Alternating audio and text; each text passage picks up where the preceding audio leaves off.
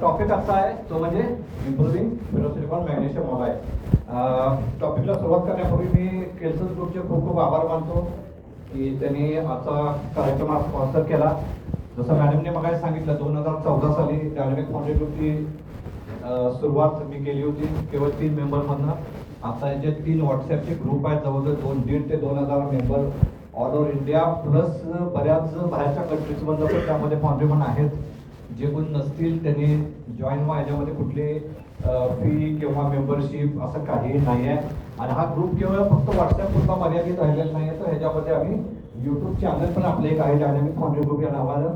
आणि या यूट्यूब चॅनलवरती जवळपास 350 व्हिडिओ ऑलरेडी अपलोडेड आहेत. दर रविवारी आणि दर गुरुवारी मे बी 7:30 वाजले रविवार आहे, कुठला तरी व्हिडिओ आता ऑलरेडी पब्लिश झाला असेल. तर 2 व्हिडिओ दर आठवड्याला आपण या ग्रुपच्या माध्यमातून पब्लिश करत असतो. त्यामुळे प्रत्येकाने याला फायदा आणि लाभ घ्यावा. आजचा जो टॉपिक आहे तो आहे improving ferrosilicon magnesium consumption. Basically हा टॉपिक जो आहे लॅडल फोटोग्राफी. तर जवळपास 2-3 वर्षापासून मी या टॉपिकच्या मागं होतो. माझा आणि रविकुमार साहेबांचं 2-3चा बोलणं पण झालं होतं की या टॉपिकवरती आपण एखादा वेबिनार किंवा काहीतरी करूया. तर हा खूप निग्लेक्टेड एरिया आहे फाउंड्रीमधला, की आपण लॅडल बेल्टिंग इक्विपमेंटवर खूप लक्ष देतो, मोल्डिंग इक्विपमेंटवर लक्ष देतो, मेटल तयार असतं, मोल्ड तयार असतात, पण जो ट्रान्सफर जो भाग आहे लॅडल त्याच्याकडे आपल्या कोणाचंच फारसं लक्ष नसतं आणि कोण त्याकडे फार सिरियसली बघत नाही. त्यामुळे त्याच्यावरती एखादा सेमिनार घ्यावा, थोडासा अवेअरनेस लोकांचा व्हावा याचा दृष्टीनं आम्ही प्रयत्न करत होतो. आणि सुदैवाने आता तो योग यावेळेस आलेला आहे आणि आपण हा एक सेमिनार किंवा एक ट्रेनिंग आपण अरेंज केलेलं आहे. त्याच्या पहिल्या भागात आपण बघितलं लॅडलबद्दल, की लॅडलचं टाईप काय असतील किंवा त्याचा मेंटेनन्स कसा केला पाहिजे वगैरे. आता आपण बघणार आहे बेसिकली की जर आपल्याला एनजाईम ट्रीटमेंटमध्ये मॅग्नेशियमचं कन्झम्पशन कमी करायचं असेल किंवा मॅग्नेशियम ऑप्टिमायझेशन करायचं असेल तर काय काय करायला पाहिजे. मी बऱ्याच वेळा माझ्या कुठल्याही प्रेझेंटेशनची सुरुवात या स्लाइडनंच होत असते. कारण माझा ठाम विश्वास आहे की जर फाउंड्रीमध्ये तुम्हाला यशस्वी व्हायचं असेल तर सगळ्यात महत्त्वाचा जर भाग काय असेल तर डिसिप्लिन पाहिजे. जोपर्यंत तुम्ही तुमच्या स्टाफमध्ये कामगारांच्यामध्ये जोपर्यंत डिसिप्लिन येत नाही तोपर्यंत तुम्ही फाउंड्रीमध्ये सक्सेसफुल होऊ शकत नाही किंवा ऑप्टिमायझेशन करू शकत नाही. त्यामुळे डिसिप्लिन हा खूप महत्त्वाचा भाग आहे. आता आपण सुरुवात जी करणार आहे बेसिकली ती थोडा इंटरॅक्टिव्ह सेशन करायचा प्रयत्न आहे माझा. एवढ्याच बोलणार नाही आहे. तर ज्यावेळेस आपण मॅग्नेशियम बद्दल बोलतो त्या सगळ्यात पहिला महत्त्वाचा भाग आपण लक्षात ठेवायला पाहिजे की magnesium reacts with oxygen and sulphur. आणि ही बेसिक गोष्ट आपल्याला माहीत असायला पाहिजे. आणि आपल्यालाच नाही तर आपल्या प्रत्येक कामगारापर्यंत ही गोष्ट माहीत असणार पाहिजे की मॅग्नेशियम जातो कुठं. मॅग्नेशियम कुठेही जात नाही. मॅग्नेशियम 2 गोष्टीमध्ये जातो, एक म्हणजे ऑक्सिजन बरोबर जातो आणि सल्फर मध्ये जातो. ऑक्सिजन कुठून येतो आपण लहानपणापासून शिकलोय. काय शिकलोय? मोकळ्या कुठल्याही जागेमध्ये काय असतंय? ऑक्सिजन असतोय. लॅडल जो रिकामा भाग आहे तिथं ऑक्सिजन आहे. लॅडल उघडा केला हवेत ऑक्सिजन आहे. लॅडल कोणीला घेऊन गेलो तिथं ऑक्सिजन आहे.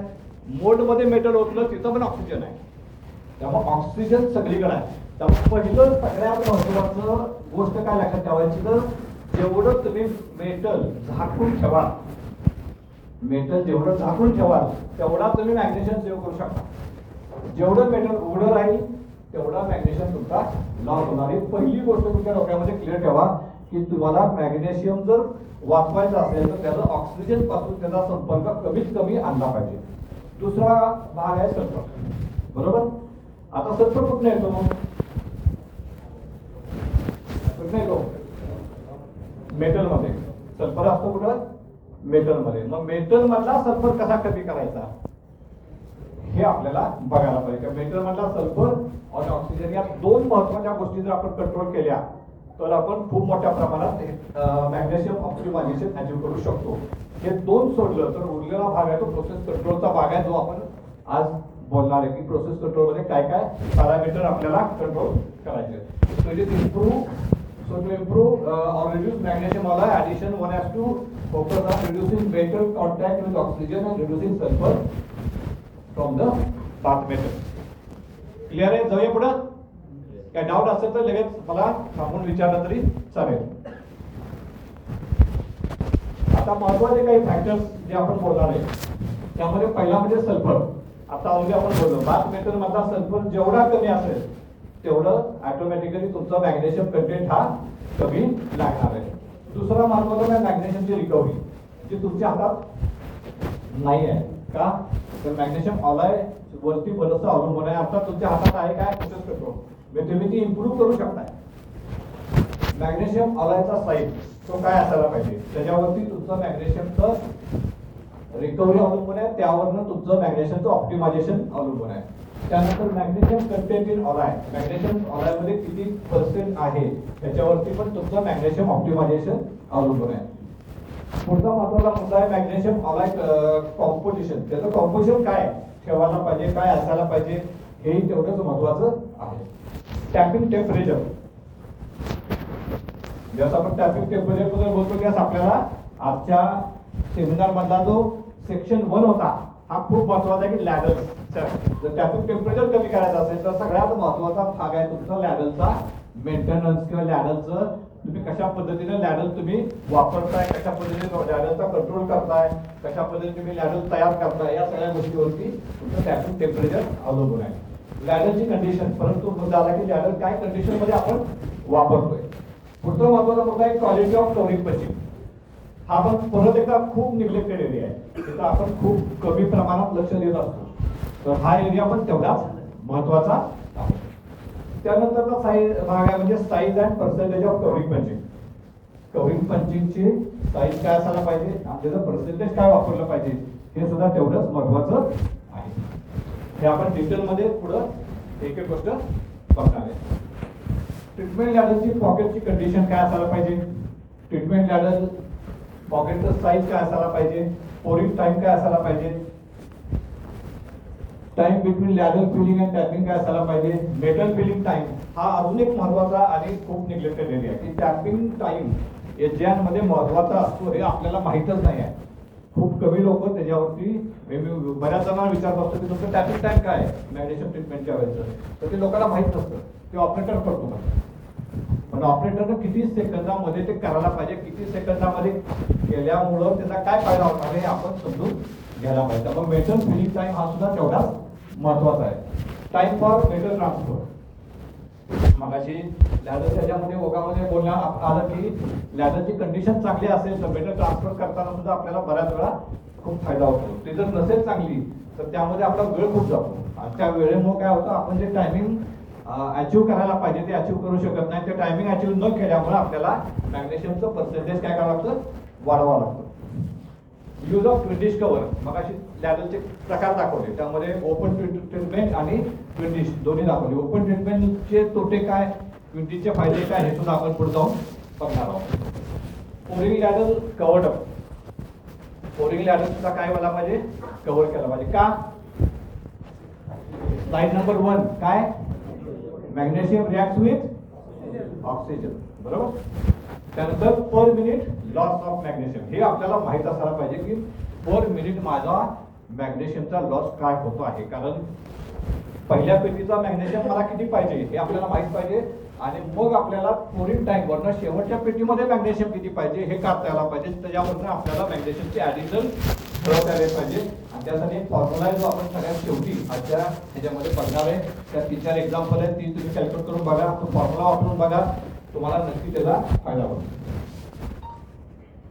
तर जो पहिली स्लाइड होती ती परत आपण त्या स्लाइड वरती आलो की magnesium react with oxygen. Magnesium हे लाईट मेटल आहे त्यामध्ये काय करतं मेटलच्या टॉप वरती येण्याचा प्रयत्न करतो. ज्यावेळेस ते मेटलच्या टॉप वरती येते त्यावेळेस ऑटोमॅटिकली त्याचा संपर्क ऑक्सिजनशी होतो किंवा हवेबरोबर होतो आणि त्यामुळं त्याचा लॉस होतो.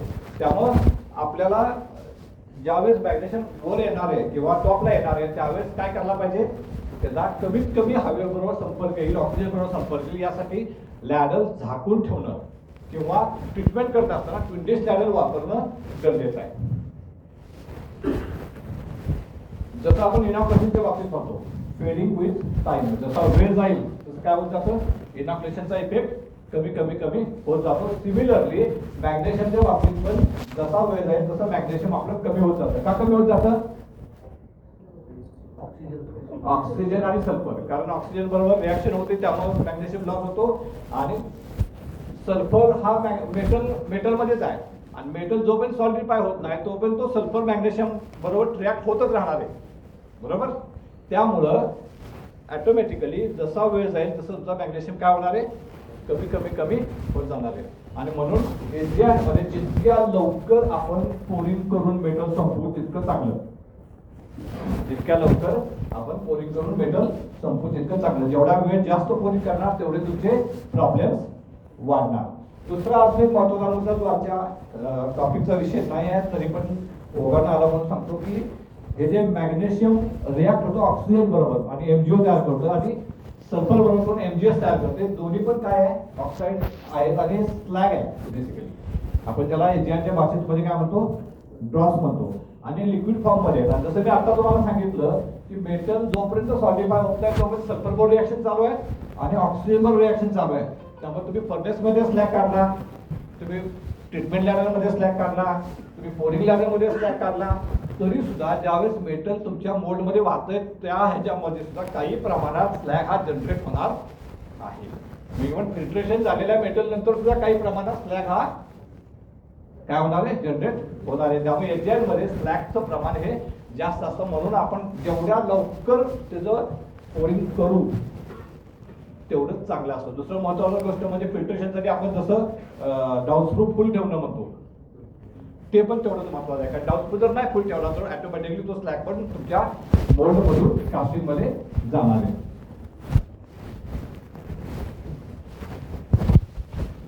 आता हे खूप महत्त्वाची डायग्राम आहे, ह्याच्यावरती आपण जास्त वेळ थोडासा घालवणार आहे.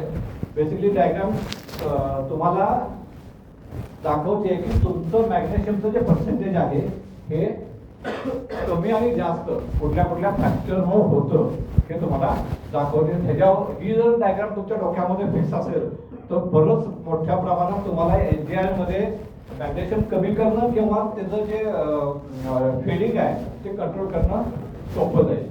तर सगळ्यात पहिला जो फॅक्टर आहे तो म्हणजे आहे सल्फर, जे आपण मागाशी बोललो सल्फर. जेवढा तुमचा सल्फर कमी असेल तेवढं तुमचं मॅग्नेशियमचं कन्झम्पशन हे कमी होणार आहे. मॅग्नेशियम ऑलाय तुम्हाला कमी लागणार आहे. जेवढा सल्फर जास्त तेवढं तुमचं मॅग्नेशियमचं कन्झम्पशन काय होणार आहे, वाढणार आहे. त्यामुळे मॅग्नेशियम जर आपल्याला वाचवायचं असेल किंवा त्याचं ऑप्टिमायझेशन करायचं असेल तर सगळ्यात पहिला महत्त्वाचा मुद्दा म्हणजे सल्फर तुमच्या बाथ मेटलमध्ये कमीत कमी असायला पाहिजे. आता सल्फर कमी करण्यासाठी काय केलं पाहिजे,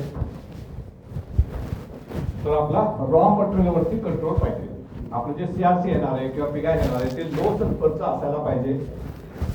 सगळ्यात महत्वाचा फॅक्टर म्हणजे एचजीआय आणि सीआयचे आरआर वेगळे असायला पाहिजे. चुकून सुद्धा सीआयचे आरआर एचजीआयला जाता कामा नये, कारण सीआयमध्ये आपला सल्फर हायर साईडला असतो.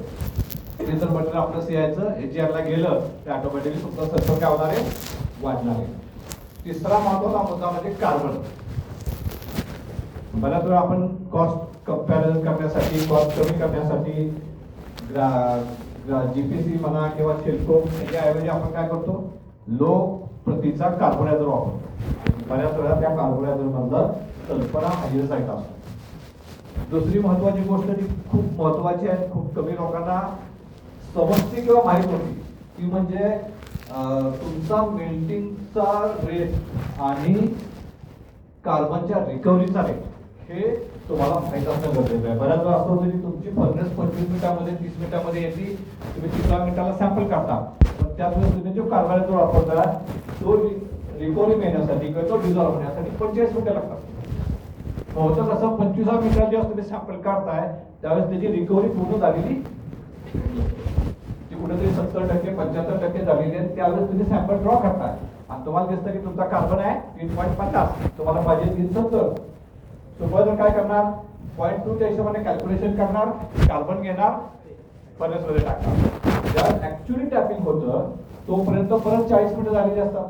तर तुमचा जो ओरिजिनल कार्बन आहे त्या कार्बनची रिकव्हरी तुम्हाला मिळते आणि त्यावेळेस तुम्ही सॅम्पल चेक करता त्यावेळेस तुम्हाला काय वाटतं की मी जो कार्बन टाकलाय त्याची रिकव्हरी मला मिळाली आणि मला कार्बन बरोबर आहे. पण प्रत्यक्ष काय झालं असतं, तुमच्या जुन्या कार्बनची रिकव्हरी मिळाली असती आणि जो नवीन कार्बन आहे त्याची रिकव्हरी मिळणं बाकी असतं. म्हणजे हळूहळू ती रिकव्हरी टॅपिंगच्या वेळेस मिळते आणि तुमचा कार्बन बऱ्याच वेळा तुम्हाला अनुभव असेल की आपण याच्यामध्ये नॉर्मली काय असतं, आपला बादचा कार्बन हा फायनल पेक्षा काय असायला पाहिजे, कमी असायला पाहिजे. पण एक्झॅक्टली उलट होतं, बादच्या कार्बन पेक्षा फायनलचा कार्बन आपला जास्त येतो. काय जास्त येतो? लॉसेस तर आहेत, तरी पण जास्त येतो, कारण लेट रिकव्हरी ऑफ कार्बन. कार्बनची काय होतं, लेट रिकव्हरी मिळते. त्यामुळे तुमचा कार्बन जो 380 तुम्हाला पाहिजे तो कदाचित 4-10 पर्यंत गेलेला असतो. आणि त्यामुळे काय होतं, तुमचं ट्रीटमेंट नंतर जो 350 यायला पाहिजे तो 380 जातो, कारण तुमचा ओरिजिनल कार्बन 4 गेलेला असतो. आता हे सांगायचा उद्देश एवढाच आहे की ज्यावेळेस कार्बनची रिकव्हरी वाढती किंवा लेट रिकव्हरी मिळती, त्याच वेळेस त्या कार्बन मध्ये सल्फर असतो, त्या सल्फरची पण रिकव्हरी वाढते. पण तुम्ही 0.15 सल्फर आहे असं अजून करून मॅग्नेशियम टाकलेलं असतं, पण प्रत्यक्षात ज्यावेळेस टॅपिंग करताय त्यावेळेस तो 0.15चा 0.20 0.22 पर्यंत सल्फर गेला असतो. का तर तुमचा कार्बनची रिकव्हरी ही लेट झाली असते. आणि मग काय होतं, तुम्ही जो मॅग्नेशियम टाकलाय तो काय होणार, तो तुमचा अपुरा पडणार. तुम्हाला जे काय मॅग्नेशियम एक्सपेक्टेड आहे ते मॅग्नेशियम तुम्हाला मिळणार नाही, किंवा कदाचित हिट फेल झाल्याची पण शक्यता त्या केसमध्ये असते. त्यामुळे कार्बन जो वापरतोय आपण तो खूप महत्वाचा आहे की आपला सल्फरचा कंटेंट आपल्याला कमीत कमी पाहिजे, जेवढा म्हणून तेवढ्या लोक बरेच जण ग्राफाईट कोक जीपीसी वापरतात ज्याच्यामध्ये सल्फर कमी असतो. शेलकोक हा सगळ्यात बेस्ट ऑप्शन आहे, पण होतं कसं, शेलकोकला रिकव्हरी कमी एक भाग आहे आणि दुसरं म्हणजे तो एक्सप्लोजिव्ह पण आहे. जर पाणी पडलं तर तो एक्सप्लोजिव्ह असल्यामुळे त्याची रिकव्हरी 50% असल्यामुळे लोक जास्त करून वापरत नाही, पण that is the best option. त्यापेक्षा तुम्ही जीपीसी वापरू शकता, 90% पण रिकव्हरी आहे आणि तुम्हाला त्यामुळे सल्फरचं पर्सेंटेज पण त्यामधलं कमी आहे. कार्बोनायझर पण काही चांगले आहेत, नाही अशातला भाग नाही, पण तुम्हाला तुमचं मेल्टिंगचं टायमिंग आणि कार्बोनायझरचं टायमिंग हे तुम्हाला मॅच करून घेणं गरजेचं आहे. तुम्हाला त्या जो सप्लायर आहे तुमचा कार्बोनायझरचा त्याशी डिस्कस करायला पाहिजे, त्याशी बोलायला पाहिजे आणि काही हिटचा अभ्यास तुम्हाला करायला पाहिजे की बाथला काय माझा कार्बन येतोय, सल्फर येतोय, टॅपिंगच्या वेळेस काय येतोय, फायनलला काय येतोय. असं जर तुम्ही 10-15 हिटचा अभ्यास केला तर तुमच्या लक्षात येईल की आपण त्यामध्ये प्रॉपरली जे काही सल्फर आणि कार्बन आहे तो मॅच करतोय किंवा नाही. तर हा खूप महत्वाचा टॉपिक आहे सल्फर. त्यामुळे सल्फर कमी करण्यासाठी तुम्हाला रॉ मटेरियल सीआरसी, पिगॅट, आरचं प्रॉपर डिस्ट्रीब्युशन आणि कार्बन या गोष्टीवरती लक्ष द्यायला पाहिजे. दुसरा महत्वाचा मुद्दा आहे म्हणजे टॅपिंग टेम्परेचर. टॅपिंग टेम्परेचर जेवढं कमी असेल तेवढं तुम्हाला मॅग्नेशियम कमी लागणार. जेवढं तुमचं टॅपिंग टेम्परेचर वाढणार तेवढा तुमचा मॅग्नेशियमचा लॉस वाढणार, त्यामुळं ऍडिशनल मॅग्नेशियम तुम्हाला टाकावं लागणार. आता टॅपिंग टेम्परेचर कमी करायचं असेल तर काय केलं पाहिजे? आपल्याला जर टॅपिंग टेम्परेचर कमी करायचं तर काय करणार? लॅडल रेड हॉट पाहिजे आणि लॅडल कव्हर केला पाहिजे आणि ट्रान्सफर टाइम सगळ्यात महत्वाचा मुद्दा आहे की ट्रान्सफर टाइम तुमचा कमीत कमी असायला पाहिजे. रेड हॉट, लॅडल झाकणं आणि ट्रान्सफर टाइम हे 3 महत्वाचे मुद्दे टॅपिंग साठी महत्वाचे. जेवढं टॅपिंग टेम्परेचर कमी, आता टॅपिंग टेम्परेचर आणि पोरिंग टेम्परेचर हेचं रिलेशन पण तुम्हाला माहित असायला पाहिजे की मी काय टॅपिंग टेम्परेचर घेतल्यानंतर मला काय पोरिंग टेम्परेचर पहिल्या लॅडलला मिळतंय आणि काय पोरिंग टेम्परेचर मला शेवटच्या लॅडलला मिळतंय. कारण तुम्हाला शेवटच्या लॅडलचं टेम्परेचर मेंटेन करायचंय. तुम्हाला सांगितलेलं काय 1307च्या खाली पोरिंग करायचं नाही. मग तुम्हाला माहित असायला पाहिजे जर मला शेवटच्या लॅडलला 1307 पाहिजे तर पहिल्या लॅडलला किती पाहिजे? 1390 पाहिजे. मग 1390 जर मला पहिल्या लॅडलला यायचंय तर मला टॅपिंग टेम्परेचर किती घ्यायला पाहिजे हे तुम्हाला माहित असायला पाहिजे. आणि हे सगळ्यात महत्वाचं की नुसतं एका सिच्युएशन वरती नाही आहे. हे पहिला लॅडल म्हणजे पहिली हीट लॅडलची, 25वी हीट लॅडलची, मार्च महिना आणि डिसेंबर महिना, दुपारचे 12 वाजलेत आणि पहाटेचे 4 वाजलेत, या प्रत्येक सिच्युएशनला ही गोष्ट बदलत असते. प्रत्येक सिच्युएशनला ही गोष्ट बदलत असते. म्हणजे आपण जर विचार केला की मार्च मध्ये दुपारी 12 वाजता जे मी टॅपिंग टेम्परेचर घेईन तेच डिसेंबर मध्ये पहाटे 4 वाजता मी घेऊ शकत नाही. कारण त्यावेळेस ॲम्बिएंट टेम्परेचर इथं 45 आहे, तिथं ॲम्बिएंट टेम्परेचर 15 आहे. त्यामुळे माझा टेम्परेचरचा लॉस जो आहे तो बदलणार आहे.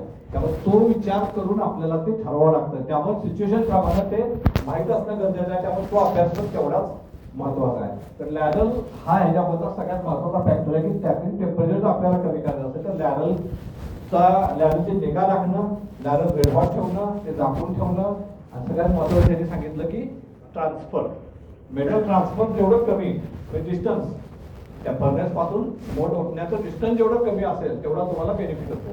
पण ते तुमच्या हातात दुर्दैवानं नाही आहे, कारण लाईन पहिलीच बसवलेली आहे, फर्नेस पहिलीच लावलेली आहे, त्यात तुम्ही बदल करू शकत नाही. मग तुम्ही काय करू शकता, तर ती मुवमेंट कशी फास्ट करता येईल, जे ट्रान्सफर आहे ते कसं कमी करता येईल, कमी ट्रान्सफर करणारे दोन्ही लॅडर कसे अजून चांगल्या पद्धतीने रेड हॉट ठेवून जेणेकरून माझा जो ऍब्सॉर्प्शन लॉस आहे लॅडरमध्ये गेल्यानंतरचा तो मी कसा कमी करू शकेल, हे आपल्या हातात आहे, जे आपण करू शकतो. त्यामुळे बऱ्याच वेळा लॅडर पोलिंग झाल्यावर टाकून ठेवायला पाहिजे. बऱ्याच वेळा काय होतं, पोलिंग झाल्यावर आपण लॅडर उघडा ठेवतो आणि परत पुढच्या हिट पण तो गार झाला तर लॅडर झाकून ठेवायला पाहिजे. 2 फीटच्या मधलं अंतर किती आहे ह्याच्यावरती तुम्ही ठरवलं पाहिजे की तुम्ही प्रीहिटिंग करायचं का नाही करायचं. जर अंतर 1 तास सव्वा तास असेल तर तुम्हाला कदाचित लॅडर प्रीहिटरच्या सहाय्याने करू शकता, बेटलच्या सहाय्याने करू शकता.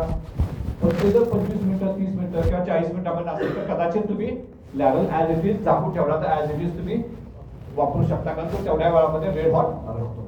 पण त्यासाठी ते प्रॉपर नियोजन असायला पाहिजे, त्याच्यावर तुमचा चांगला कंट्रोल असणं गरजेचं आहे. त्यामुळे टॅपिंग टेम्परेचर खूप महत्वाचा विषय आहे. पुढचा महत्वाचा म्हणजे स्लॅग, फर्नेस मधला स्लॅग.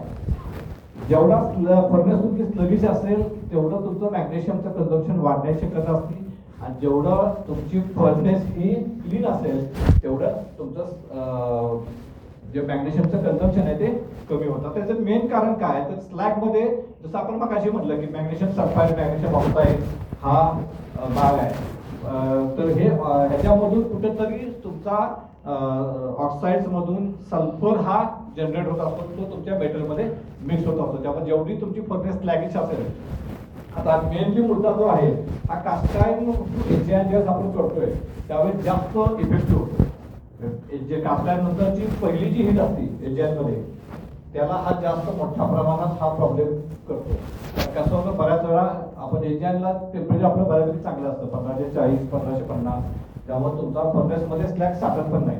पण कास्टाईनला तसं होत नाही. कास्टाईन आपण 1460 1450 ला उचलतो, त्यामुळे तुमचा स्लॅग 100% निघत नाही. दुसरी गोष्ट, आपण कास्टाईनमध्ये बोरिंग सारखे एलिमेंट वापरत असतो, त्यामुळे फर्नेसमध्ये स्लॅग जनरेशन पण जास्त होत असतं. तर सगळ्यात महत्वाचा मुद्दा याच्यामध्ये असा आहे की कास्टाईनला जो कार्बन आपण वापरतो त्याच्यामध्ये सल्फर जवळजवळ 1% असतो, बरोबर आहे.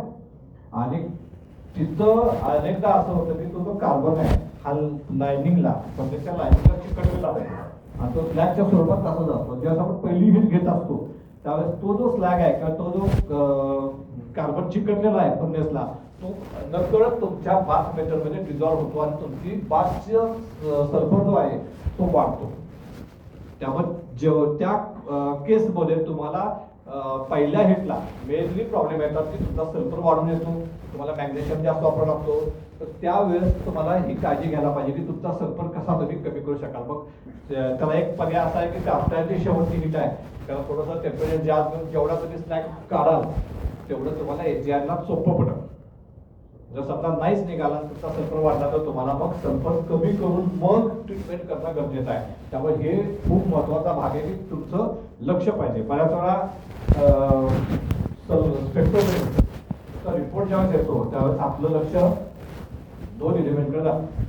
पहिलं म्हणजे दुसरा तिसरा एलिमेंट आपण नॉर्मली बघत नाही. 2 एलिमेंट बघायचे, ऍडजस्टमेंट करायचे, पट्टी होतायचे एवढं डोक्यामध्ये ठरलेलं असतं. कारण आपल्या समोर नंबर ऑफ हिटचा आकडा फिरत असतो. 20 हिट व्हायला पाहिजेत, 22 हिट व्हायला पाहिजे, 24 हिट व्हायला पाहिजे, 20 टन मेटल करायचं. मग कार्बन किती आहे, सिलिकॉन किती आहे, ऍडजस्ट कर आणि वर. मग सल्फर किती आहे, क्रोम किती आहे, अल्युमिनियम किती आहे, फॉस्फरस किती आहे ह्याच्याकडे दुर्लक्ष होतं बऱ्याच वेळा. पण एजियानमध्ये सगळ्यात पहिलं लक्ष जर कुठं जायला पाहिजे तर सल्फरवरती जायला पाहिजे.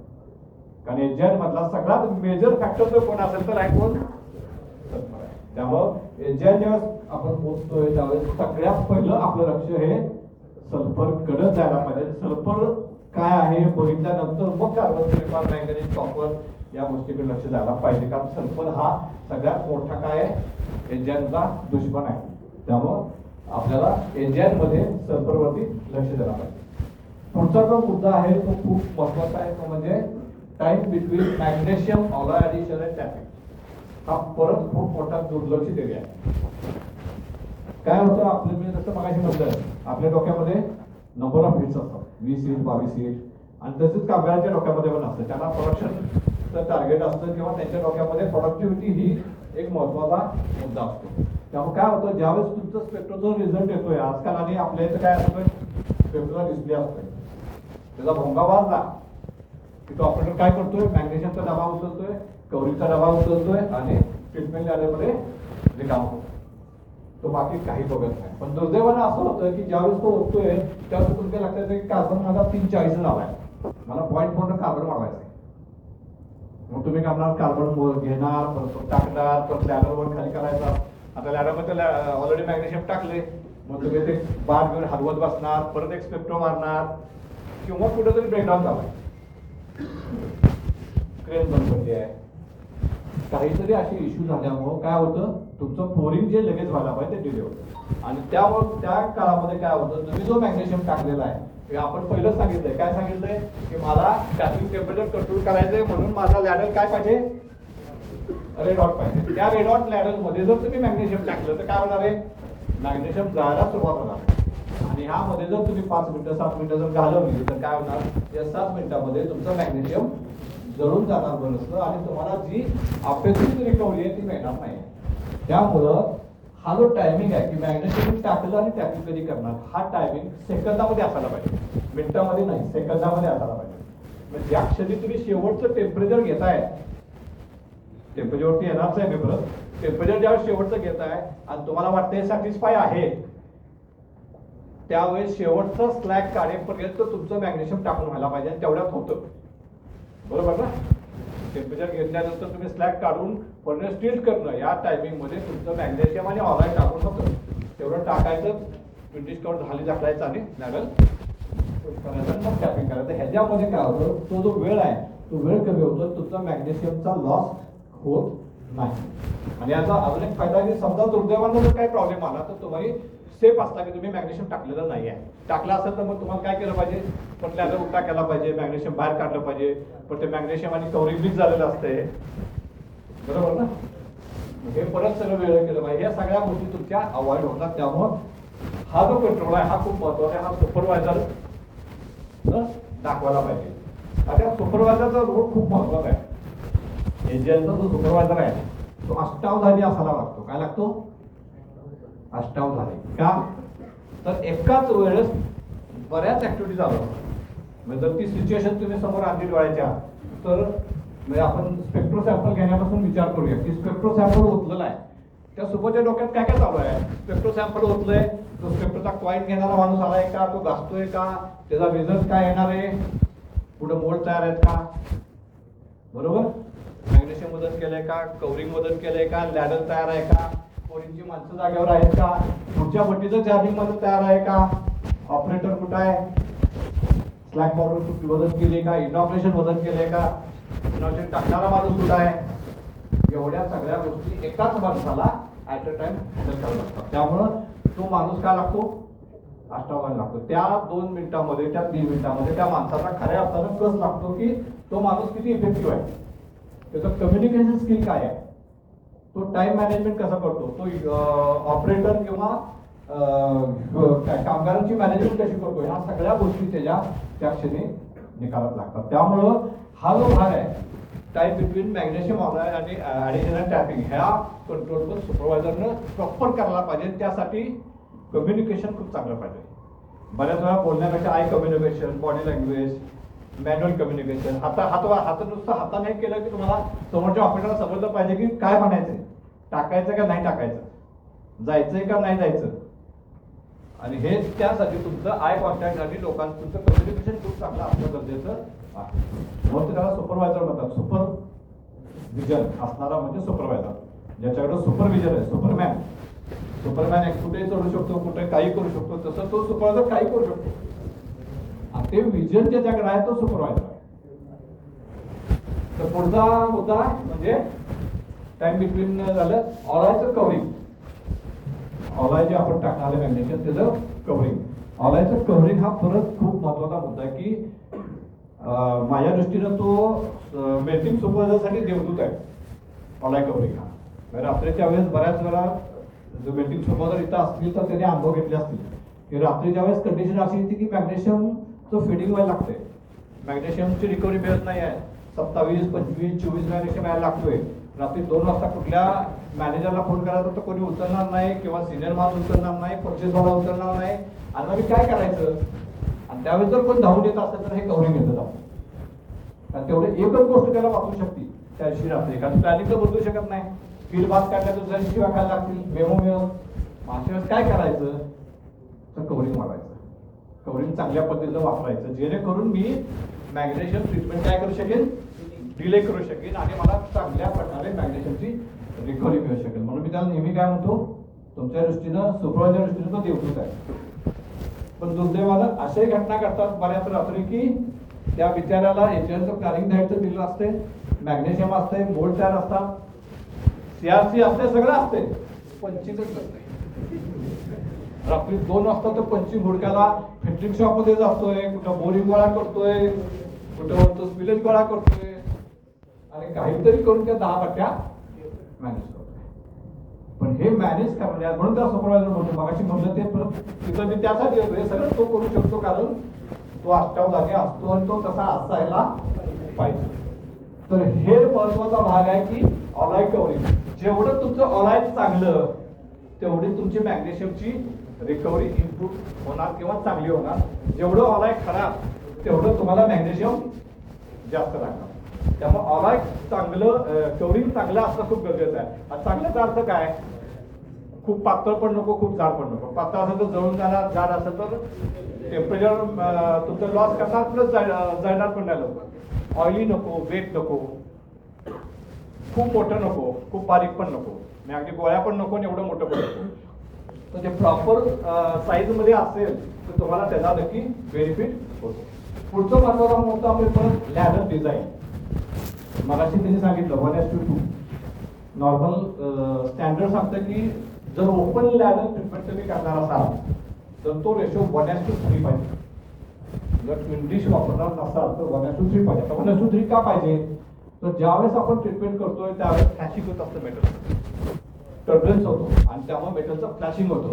तर ते फ्लॅशिंग बाहेर येऊ नये म्हणून ते 1:3 पाहिजे. कारण आपण ट्विन डिश कवर लावत नाही आहे. जर 1:2 केलं तर काय होईल, मेटल बाहेर पडेल, फर्नेसच्या जवळपास पडेल, लोकांच्या जवळपास पडेल. त्यामुळे लोक ऍक्सिडेंट होण्याची शक्यता आहे, लोक घाबरण्याची शक्यता आहे. म्हणून त्याची डिझाईन आहे ते 1:3. आता कोण वापरत नाही. मी ज्यावेळेस 94 मध्ये होतो त्यावेळेस आम्ही 1:3 वापरायचं तर आम्ही डायरेक्ट ओपन ट्रीटमेंट करायचो. त्यावेळेस आम्ही 1:3 वापरायचं. आता नॉर्मली 1:2 सगळे वापरतात कारण आपण काय वापरतो, ट्विन डिश कव्हर वापरतो. त्यामुळे काय होतं, मेटल फ्लॅश होत नाही, मेटल त्या ट्विन डिश कव्हरला लागून खाली राहतं. आता ट्विन डिश कव्हर का वापरायचं तर ह्याचं सगळ्यात महत्वाचं कारण आपण जसं पहिलं स्लाइड वर नंबर 1 ला बघितलं, काय ऑक्सिजन.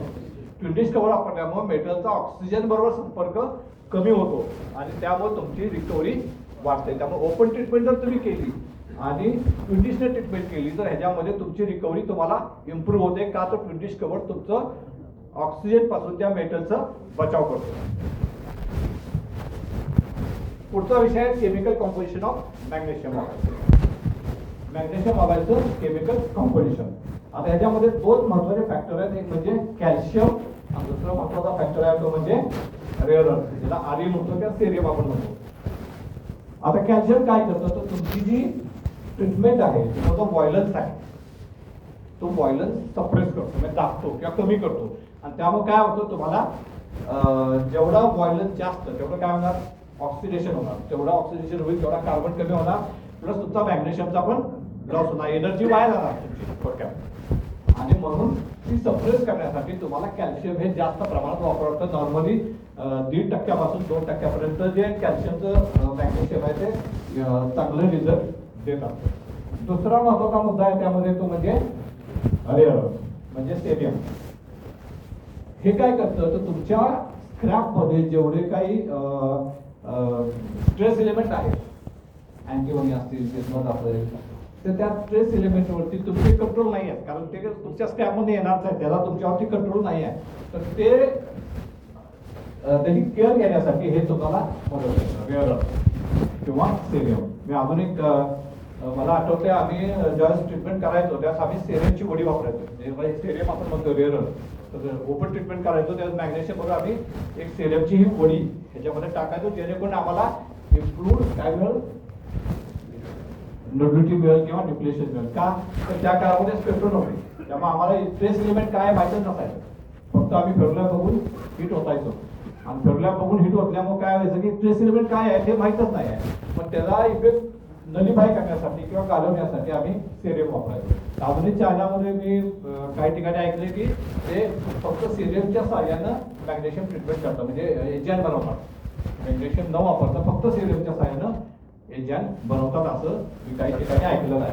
पण बेसिकली आपल्या ह्याच्यामध्ये काय पाहिजे तर कॅल्शियम आणि रेडर पाहिजे. जेवढं त्याचं प्रमाण जास्त तेवढं तुमचं मॅग्नेशियमचं पर्सेंटेज कमी लागेल, जेवढं त्याचं प्रमाण कमी तेवढं तुमचं मॅग्नेशियमचं पर्सेंटेज वाढणार.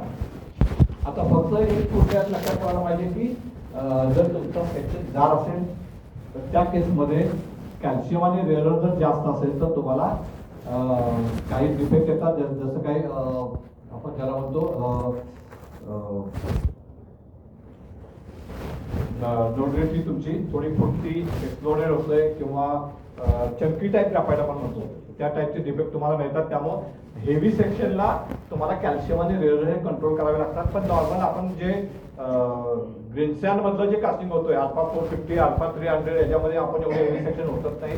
त्याला हा जो रेशो आहे 1.5 ते 2% हा आपल्याला उपयोगी पडतो. जिथं तुम्हाला हाय सेक्शन असेल किंवा जाड कास्टिंग खूप आहे तर तिथं तुम्हाला हे कंट्रोल करणं गरजेचं आहे. पुढचा शेवटचा महत्वाचा मुद्दा म्हणजे ऑक्सिडाइज मॅग्नेशियम ऑलॉय. जो मॅग्नेशियम ऑलॉय आपण वापरणार आहे ते काय व्हायला नाही पाहिजे, ऑक्सिडाइज असता कामा नाही. म्हणजे ते फ्रेश असायला पाहिजे. जेवढं फ्रेश असेल तेवढं तुमचं प्रमाण कमी होणार, जेवढं फ्रेश नसेल किंवा जे ऑक्सिडाइज असेल तेवढं तुमचं प्रमाण मॅग्नेशियमचं वाढणार. का आता याचं उदाहरण द्यायचं म्हटलं तर आपण गेल्या वर्षीचे दिवाळीचे फटाके जर यावर्षी वापरायचे म्हटलं तर काय होतं, निम्मे बाद होतात, बरोबर, उडत नाही. त्याला आपण काय म्हणतो, फुसके निघाले म्हणतो, बरोबर ना. तर फुसके फटाके काय होतात तर या फटाक्यामध्ये काय असतं तर मॅग्नेशियम असतो. ते आपण हवेमध्ये ठेवलेले असतात, उघडे ठेवलेले असतात, त्यामुळे काय होतं ऑक्सिडेशन झालेलं असतं, त्यामध्ये वाजत नाही. तसंच जर आपण मॅग्नेशियम काय करतो उघडा ठेवला, बऱ्याच वेळा आपण पोत्यातनं काढतो आणि तसंच तो उघडं ठेवतो. पावसाचे दिवस आहेत, बाहेर मॉइश्चर आहे, काय होणार ऑक्सिडेशन होणार आणि त्यामुळे तुमची रिकव्हरी काय होणार कमी होणार. सेम गोष्ट तुम्हाला इनॉक्युलेशन आणि फेरोसिलिकाच्या बाबतीत पण महत्वाची आहे की त्यामध्ये सुद्धा तुम्हाला कायम त्या वस्तू झाकून ठेवायला पाहिजेत. ऑक्सिडेशन त्याचं कमीत कमी व्हायला पाहिजे, हवेबरोबर त्याचा संपर्क कमी यायला पाहिजे, जेणेकरून तुम्हाला त्याची रिकव्हरी चांगली मिळेल. काय डाऊट आहे याच्याबद्दल, क्लिअर आहे? एवढ्या गोष्टी तुमच्या लक्षात असतील तर तुमचं एजंट खूप चांगल्या पद्धतीनं जाऊ शकतं.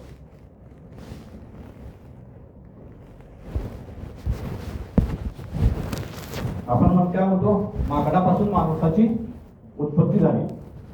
एकेकाळी माकड होतं, आज आपण डेव्हलप्ड ह्युमन बिंग आहोत. तर ही जशी झाली तसंच एजंटची उत्पत्ती किंवा त्याचा विकास कसा कसा होत गेला त्याचं एक उदाहरण आहे. हे दाखवण्याचा उद्देश किंवा ही फिगर दाखवण्याचा उद्देश आहे की आपल्या महत्वाच्या गोष्टी काय आहेत, कुठल्या गोष्टीवरती आपण फोकस केला पाहिजे जेणेकरून आपण मॅग्नेशियमचं कन्झम्पशन कमी करू शकू. सुरुवातीला जो चित्र दाखवले त्याच्यामध्ये काही नाही आहे, नॉर्मल मॅग्नेशियम ट्रीटमेंट केलेली आहे, मॅग्नेशियम टाकलेला आहे, मेजर होतलेला आहे, काही कुठलाही कंट्रोल त्याच्यामध्ये नाही आहे.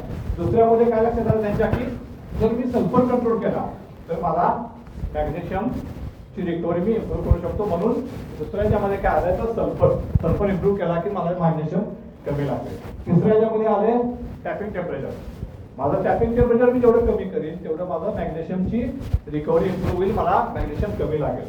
त्यानंतर ऑलॉय पॉकेट, जेवढं माझं पॉकेट इम्प्रूव्ह चांगलं असेल, आपण पॉकेटवरती नंतर पण बोलूया डिटेलमध्ये थोडंसं, तर पॉकेट जेवढं चांगलं असेल तेवढं मला मॅग्नेशियम काय होणार आहे कमी लागणार आहे. सँडविचचं कव्हर ह्याच्यावरती पण आपण नंतर बोलू. सँडविचचं कव्हर असेल, कव्हरिंग आपण जर वापरणार असतो तर मॅग्नेशियम कमी लागणार आहे. त्यानंतर ट्विन डिश कव्हर. म्हणजे आपण बघितलं ओपन ट्रीटमेंट आणि ट्विन डिश कव्हर याच्यामधला फरक आहे. जेवढं आपण ट्विन डिश कव्हर वापरलं की ऑटोमॅटिकली मॅग्नेशियमचं काय होणार आहे, रिकव्हरी इम्प्रूव्ह होणार आहे आणि आपल्याला मॅग्नेशियम कमी लागणार आहे. आतापर्यंत आपण ज्या 2 स्लाइड बघितल्या त्या स्लाइडच्या आधारितच हे पॉईंट आहेत. एकदा रिव्हिजन होईल, काही ऍडिशनल पॉईंट आहेत ते पण आपल्याला डिस्कस करता येईल. रेसिड्युअल मॅग्नेशियम आणि magnesium recovery has always been subject to discussion. हा नेहमी काय वादाचा मुद्दा आहे. काय म्हणून मॅग्नेशियम आणि मॅग्नेशियमची रिकव्हरी किती, मला रेसिड्युअल मॅग्नेशियम मिळतो, मॅग्नेशियमची रिकव्हरी किती आहे, बरोबर आहे, चुकीची आहे, कशामुळे वाढती, कशामुळे कमी होती, हा नेहमी काय वादाचे मुद्दे असतात.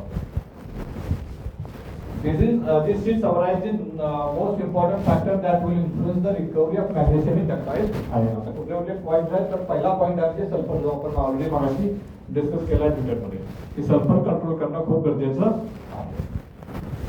बेस मेजर मधला सल्फर हा खूप महत्वाचा आहे. आता सल्फर वाढला तर काय करायचं?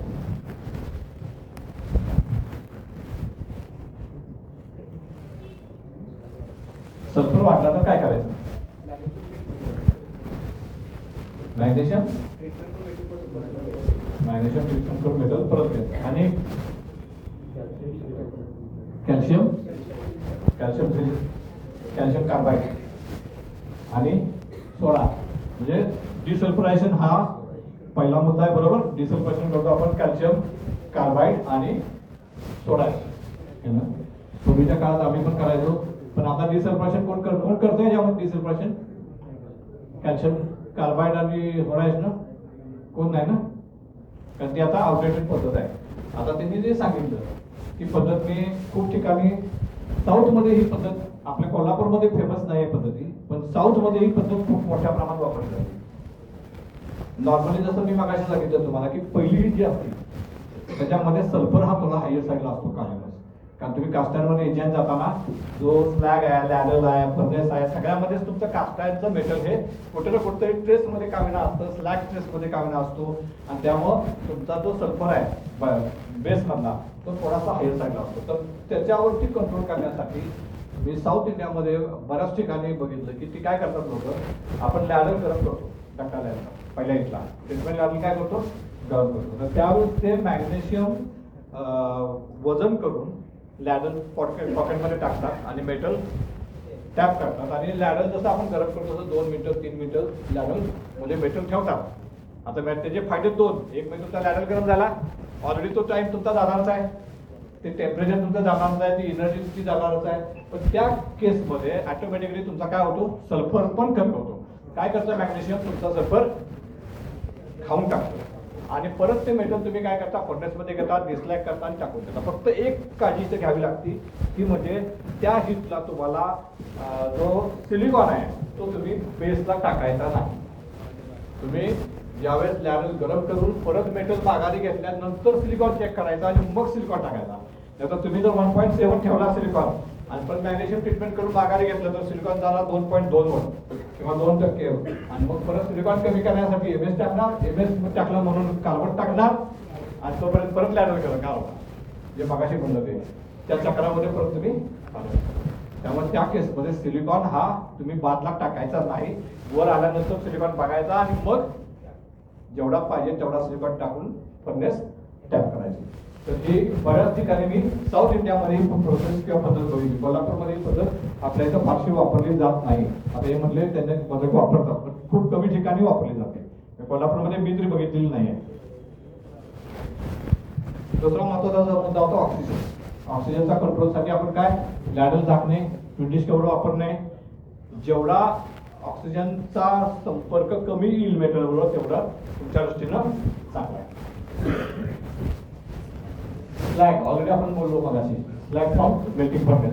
स्लॅग असेल तर तुम्हाला सल्फर वाढण्याची शक्यता आहे. तो सल्फर कमी करण्यासाठी मग तुम्हाला एकतर मॅग्नेशियम टाकायला पाहिजे किंवा मॅग्नेशियम ओरिजिनल याच्यामध्ये वाढवायला पाहिजे. आता 2 जे गोष्टी होतील, तुम्ही मागे सांगितलं की मॅग्नेशियम आधी टाकायचा. काही जण काय करतात की पहिल्या इथला मॅग्नेशियम वाढवतात, 1% त्याचे 1.3 वापरतात. त्यानं काय होतं, तुमचा रेसिड्युअल मॅग्नेशियम पण वाढतो, बरोबर ना. रेसिड्युअल मॅग्नेशियम पण वाढतो आणि एवढं करून तुम्हाला 100% ओके येण्याची गॅरंटी कमी असते. म्हणून बेस मधला सल्फरच कमी करणं हा सगळ्यात चांगला सोल्युशन आहे. त्यामुळे अगोदर मॅग्नेशियम टाकून सल्फर कमी करून घ्यायचा आणि नंतर प्रॉपर ट्रीटमेंट केलेली कधी पण तुम्हाला बेनिफिशियल ठरते. टॅपिंग टेम्परेचर जेवढं कमी तेवढं चांगलं. मी मगाशी म्हटलं तर टेम्परेचर बद्दल नंतर बोलतो. इथं पण बऱ्याच वेगवेगळ्या गोष्टी आहेत. म्हणजे मुद्दाम का सांगतो मी, हा आपल्या टॉपिकचा विषय नाही आहे, पण तरी पण एक अवेअरनेस. आपलं ज्यावेळेस आपण सुपरवायझर बघतो तेव्हा काय करतात लोक, तुम्ही स्पेक्ट्रो घेतलाय, स्पेक्ट्रोचं रिडिंग आलंय, केमिस्ट्री ओके झाली आहे, ऑपरेटरला तुम्ही काय बघायला सांगताय, टेम्परेचर बघून सांगताय. ऑपरेटर काय करतो, टीप बुडवतो. किती टेम्परेचर आहे साहेब, 1470 आहे. मला पाहिजे किती, 1560. 1470 म्हणलं त्या डॉक्टर पहिले आठ येतात, 1470 त्या 100% वाढवायचे. म्हणतो नाही ते चुकलं असेल, परत एकदा बघतो. ते अजून एकदा बघतो किती आहे, 1478 आहे साहेब. टीप खराब झाली असेल, टीप बदल. मग ती टीप काढतो, दुसरी टीप लावतो, परत बुडवतो. 1485 आहे. नीट बघ रे, तू मध्ये बघत नाहीस. असं म्हणत आपण 5 ते 6 वेळा त्या बिचाराला टेम्परेचर घ्यायला होतो. बरोबर आहे का चुकीचं आहे? बरोबर आहे का? नाही बोलत नाही म्हणजे बरोबर आहे का चुकीचं आहे? बरोबर आहे ना?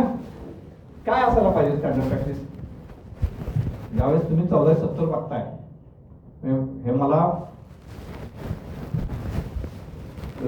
एका सेमिनार मध्ये एका फॉन्ड्री एक्सपर्टना सांगितलं की काय प्रॅक्टिस असायला पाहिजे. तो मला सांगायचं त्यानं की 1470 ज्यावेळेस तुम्ही टेम्परेचर बघताय त्यावेळेस तुम्ही तुमच्या घड्याळाला बघायला पाहिजे किती वाजते. आणि त्यानंतर तुम्हाला माहित पाहिजे की 4 मिनिटांनंतर माझं टेम्परेचर 1580 येणार आहे. तुम्ही 4 मिनिटं घड्याळ बघायचं आणि त्याला टॅप करून सांगायला पाहिजे. म्हणजे तुम्हाला माहित काय पाहिजे, माझ्या फर्नेस मध्ये मिनिटाला किती डिग्री टेम्परेचर वाढतं. 10 वेळा बघत असायचं नाही. त्यामुळे काय होतंय, माणूस फटीक आहे ना, कारण नाही आहे. टेम्परेचर ट्यूब वाय जातात, ते टेम्परेचरचं होल्डर गरम होणार आणि जेव्हा ऍक्च्युअली शेवटचं टेम्परेचर तुम्ही बघणार त्यावेळेस तो गरम झालेला जो होल्डर आहे तो तुम्हाला काहीतरी वेगळं चुकीचं टेम्परेचर दाखवणार. त्यापेक्षा तुम्ही घड्याळ लावायचं आणि बघायचं किती मिनिटं झाली. 4 मिनिटं झाल्यानंतर तुम्हाला माहित पाहिजे की माझं टेम्परेचर बरोबर आलं. एकदा फक्त व्हेरिफिकेशनसाठी बुडवायचं, कारण मला लॉकशीटला मेन्शन करायचंय म्हणून व्हेरिफिकेशनसाठी बुडवायचं. त्याच वेळेस तुम्ही लॅडरवाल्याला पण सांगू शकता 4 वाजले, 4 वाजून 3 मिनिटांनी ऑल आउट, कारण मी 4 वाजून 4 मिनिटांनी टॅपिंग करणार. कारण मला माहिती आहे की माझं 4 वाजून 4 मिनिटांनी टेम्परेचर. तुम्ही ज्या वेळेस अशा पद्धतीने काम कराल त्यावेळेस तुम्हाला काम करण्यामध्ये इंटरेस्ट येईल, तुमच्या माणसाला पण काम करण्यात इंटरेस्ट. आपण जर काय म्हणतो गाडवी काम करायला लागलो, सारखं तेल बुडवा, बघा, हे करा, तर आपल्यालाही कंटाळा येतो, त्या माणसालाही कंटाळा येतो, त्याचा इंटरेस्ट कमी होतो. त्याचा इंटरेस्ट जर वाढवायचा असेल तर आपल्याला अशा पद्धतीनं थोडंसं शॉपलरचा डेटा गोळा करणं, शॉपलरचा आपली शॉपलर आपल्याला माहित असायला पाहिजे. शॉपलर माझं काय, तसंच मॅग्नेशियमच्या बाबतीत पण आहे. पहिल्या पिढीचं मॅग्नेशियम तुम्हाला माहित पाहिजे, शेवटच्या पिढीचं मॅग्नेशियम माहित पाहिजे. तर या सगळ्या गोष्टी आपल्याला माहित असणं गरजेचं आहे. तर टॅपिंग टेम्परेचर जेवढं कमी तेवढं तुमच्या वतीनं time between magnesium addition and ladle tapping already आपण बोललोय. Slag in ladle and pocket. Ladle आणि पॉकेट हे खूप महत्वाचा विषय आहे की तुमचा लॅडल हा काय असायला पाहिजे, रेड हॉट असायला पाहिजे, क्लीन असायला पाहिजे. दोन्ही गोष्टी महत्वाच्या, रेड हॉट पण पाहिजे आणि क्लीन पण पाहिजे. त्यात स्लॅग असता कामा नये आणि तो गार असता कामा नये. गार असेल तर तो तुमचं टॅपिंग टेम्परेचर वाढवणार, तिथं तुमचा लॉस होणार आहे. आणि जर स्लगिश असेल तर काय होणार, तुम्हाला त्या स्लॅग मधनं परत सल्फर वाढणार. शिवाय तुमचा स्लॅग लेवल मध्ये असेल तर ते टेम्परेचर पण तुमचं काय करणार, ड्रॉप करणार. त्यामुळं आता हे फक्त लॅडलच्या बाबतीत नाही, लॅडलच्या नालीच्या बाबतीत पण महत्वाचं आहे. आपण बऱ्याच वेळा लॅडल स्वच्छ ठेवतो पण ती नालीकडे कोण बघत नाही. नालीमध्ये एवढं साठलेलं असतं की एवढी धार लागते पोरिंगची, काय धारच येत नाही, एवढं लॅडल नालीमध्ये जाम असते. तर ते खूप महत्वाचं आहे की लॅडलची नाली पण तेवढीच महत्वाची आहे. त्याचप्रमाणे महत्वाचं काय तर लॅडलचं पॉकेट. लॅडलचं पॉकेट हा परत एकदा खूप मोठा दुर्लक्षित विषय आहे, त्याकडे कोणच बघत नाही. कोणीही बघत नाही त्या लॅडरच्या पॉकेटकडे. एजंट सुरू झाल्यानंतर संपेपर्यंत मधल्या वेळेत आपण किती वेळा लॅडरचं पॉकेट जाऊन बघतो की मी माझं एजंट चालू आहे तर माझ्या ट्रीटमेंटचं लॅडरमधलं पॉकेट कसं आहे ते आपण बघतो का, त्याचं आपण इन्स्पेक्शन करतो का. बऱ्याच वेळा आपण करत नाही. तर ते करायला पाहिजे, कारण पॉकेटमध्ये आपण काय टाकणार आहे, मॅग्नेशियम टाकणार आहे आणि ऑलाय टाकणार आहे. जर ते मॅग्नेशियम आणि ऑलाय पासून एवढं पॉकेट नसेल तर काय होणार, ओव्हरफ्लो होणार, ते बाहेर येणार आणि बाहेर आल्यानंतर जे आपल्याला एक्सपेक्टेड ट्रीटमेंट डिले व्हायला पाहिजे ती होणार नाही. ट्रीटमेंट लवकर होणार आणि त्याच्यामुळं जो इफेक्ट आपल्याला मिळाला पाहिजे तो मिळणार नाही आहे. त्यामुळं लॅडरचं पॉकेट हे महत्वाचं आहे. आता पूर्वी लॅडरचं पॉकेट हे 50-50% नॉर्मली करायचो आपण.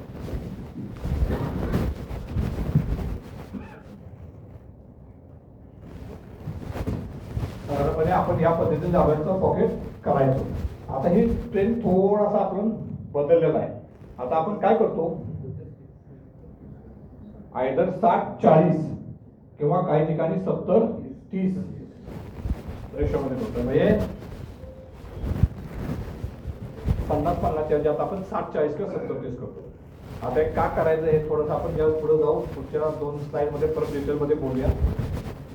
पण हे डिझाईन आपलं बदललेलं आहे. 50-50 आपण लॅडरला आता करत नाही. जर करत असाल कोणी तर ते बदला, ते 60-40 का 70-30 करा. ते का कशासाठी ते आपण पुढच्या शेवटच्या स्लाइडमध्ये डिस्कस करूया.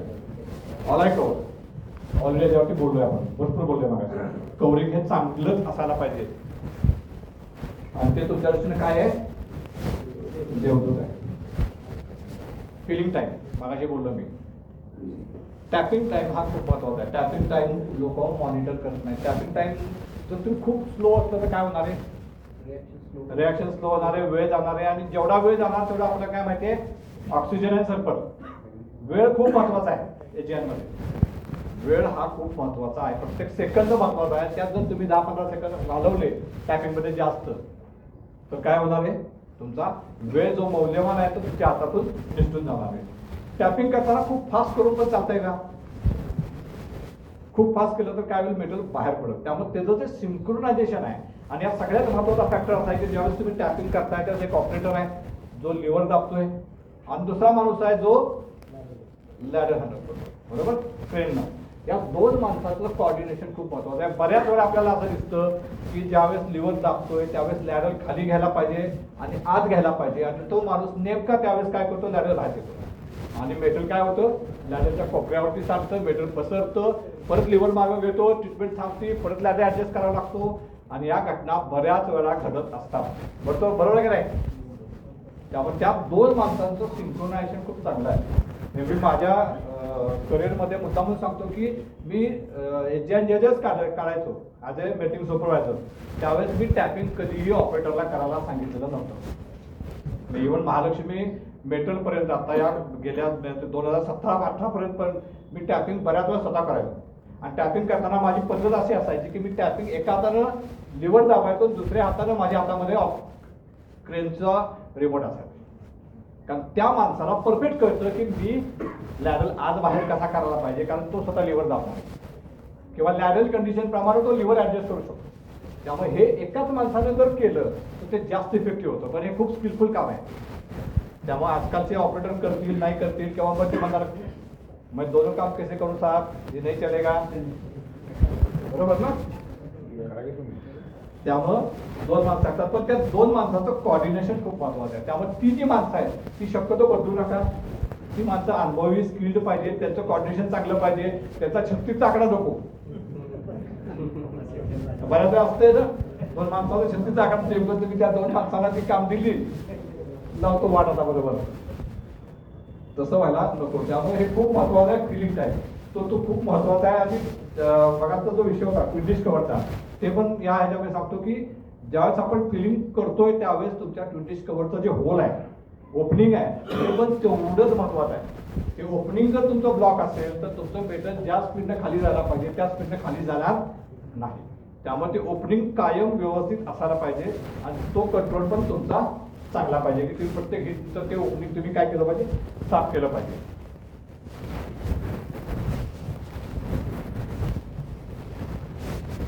पोरिंग टाइम 6 मिनिटं 7 मिनिटं, जो काही तुम्ही 5 मिनिटं, जे काही तुम्ही मॉनिटर करताय, जे काही तुम्ही ठरवलंय तुमच्या पद्धतीनं, ते प्रॉपर मॉनिटर करणं, मेंटेन करणं गरजेचं आहे.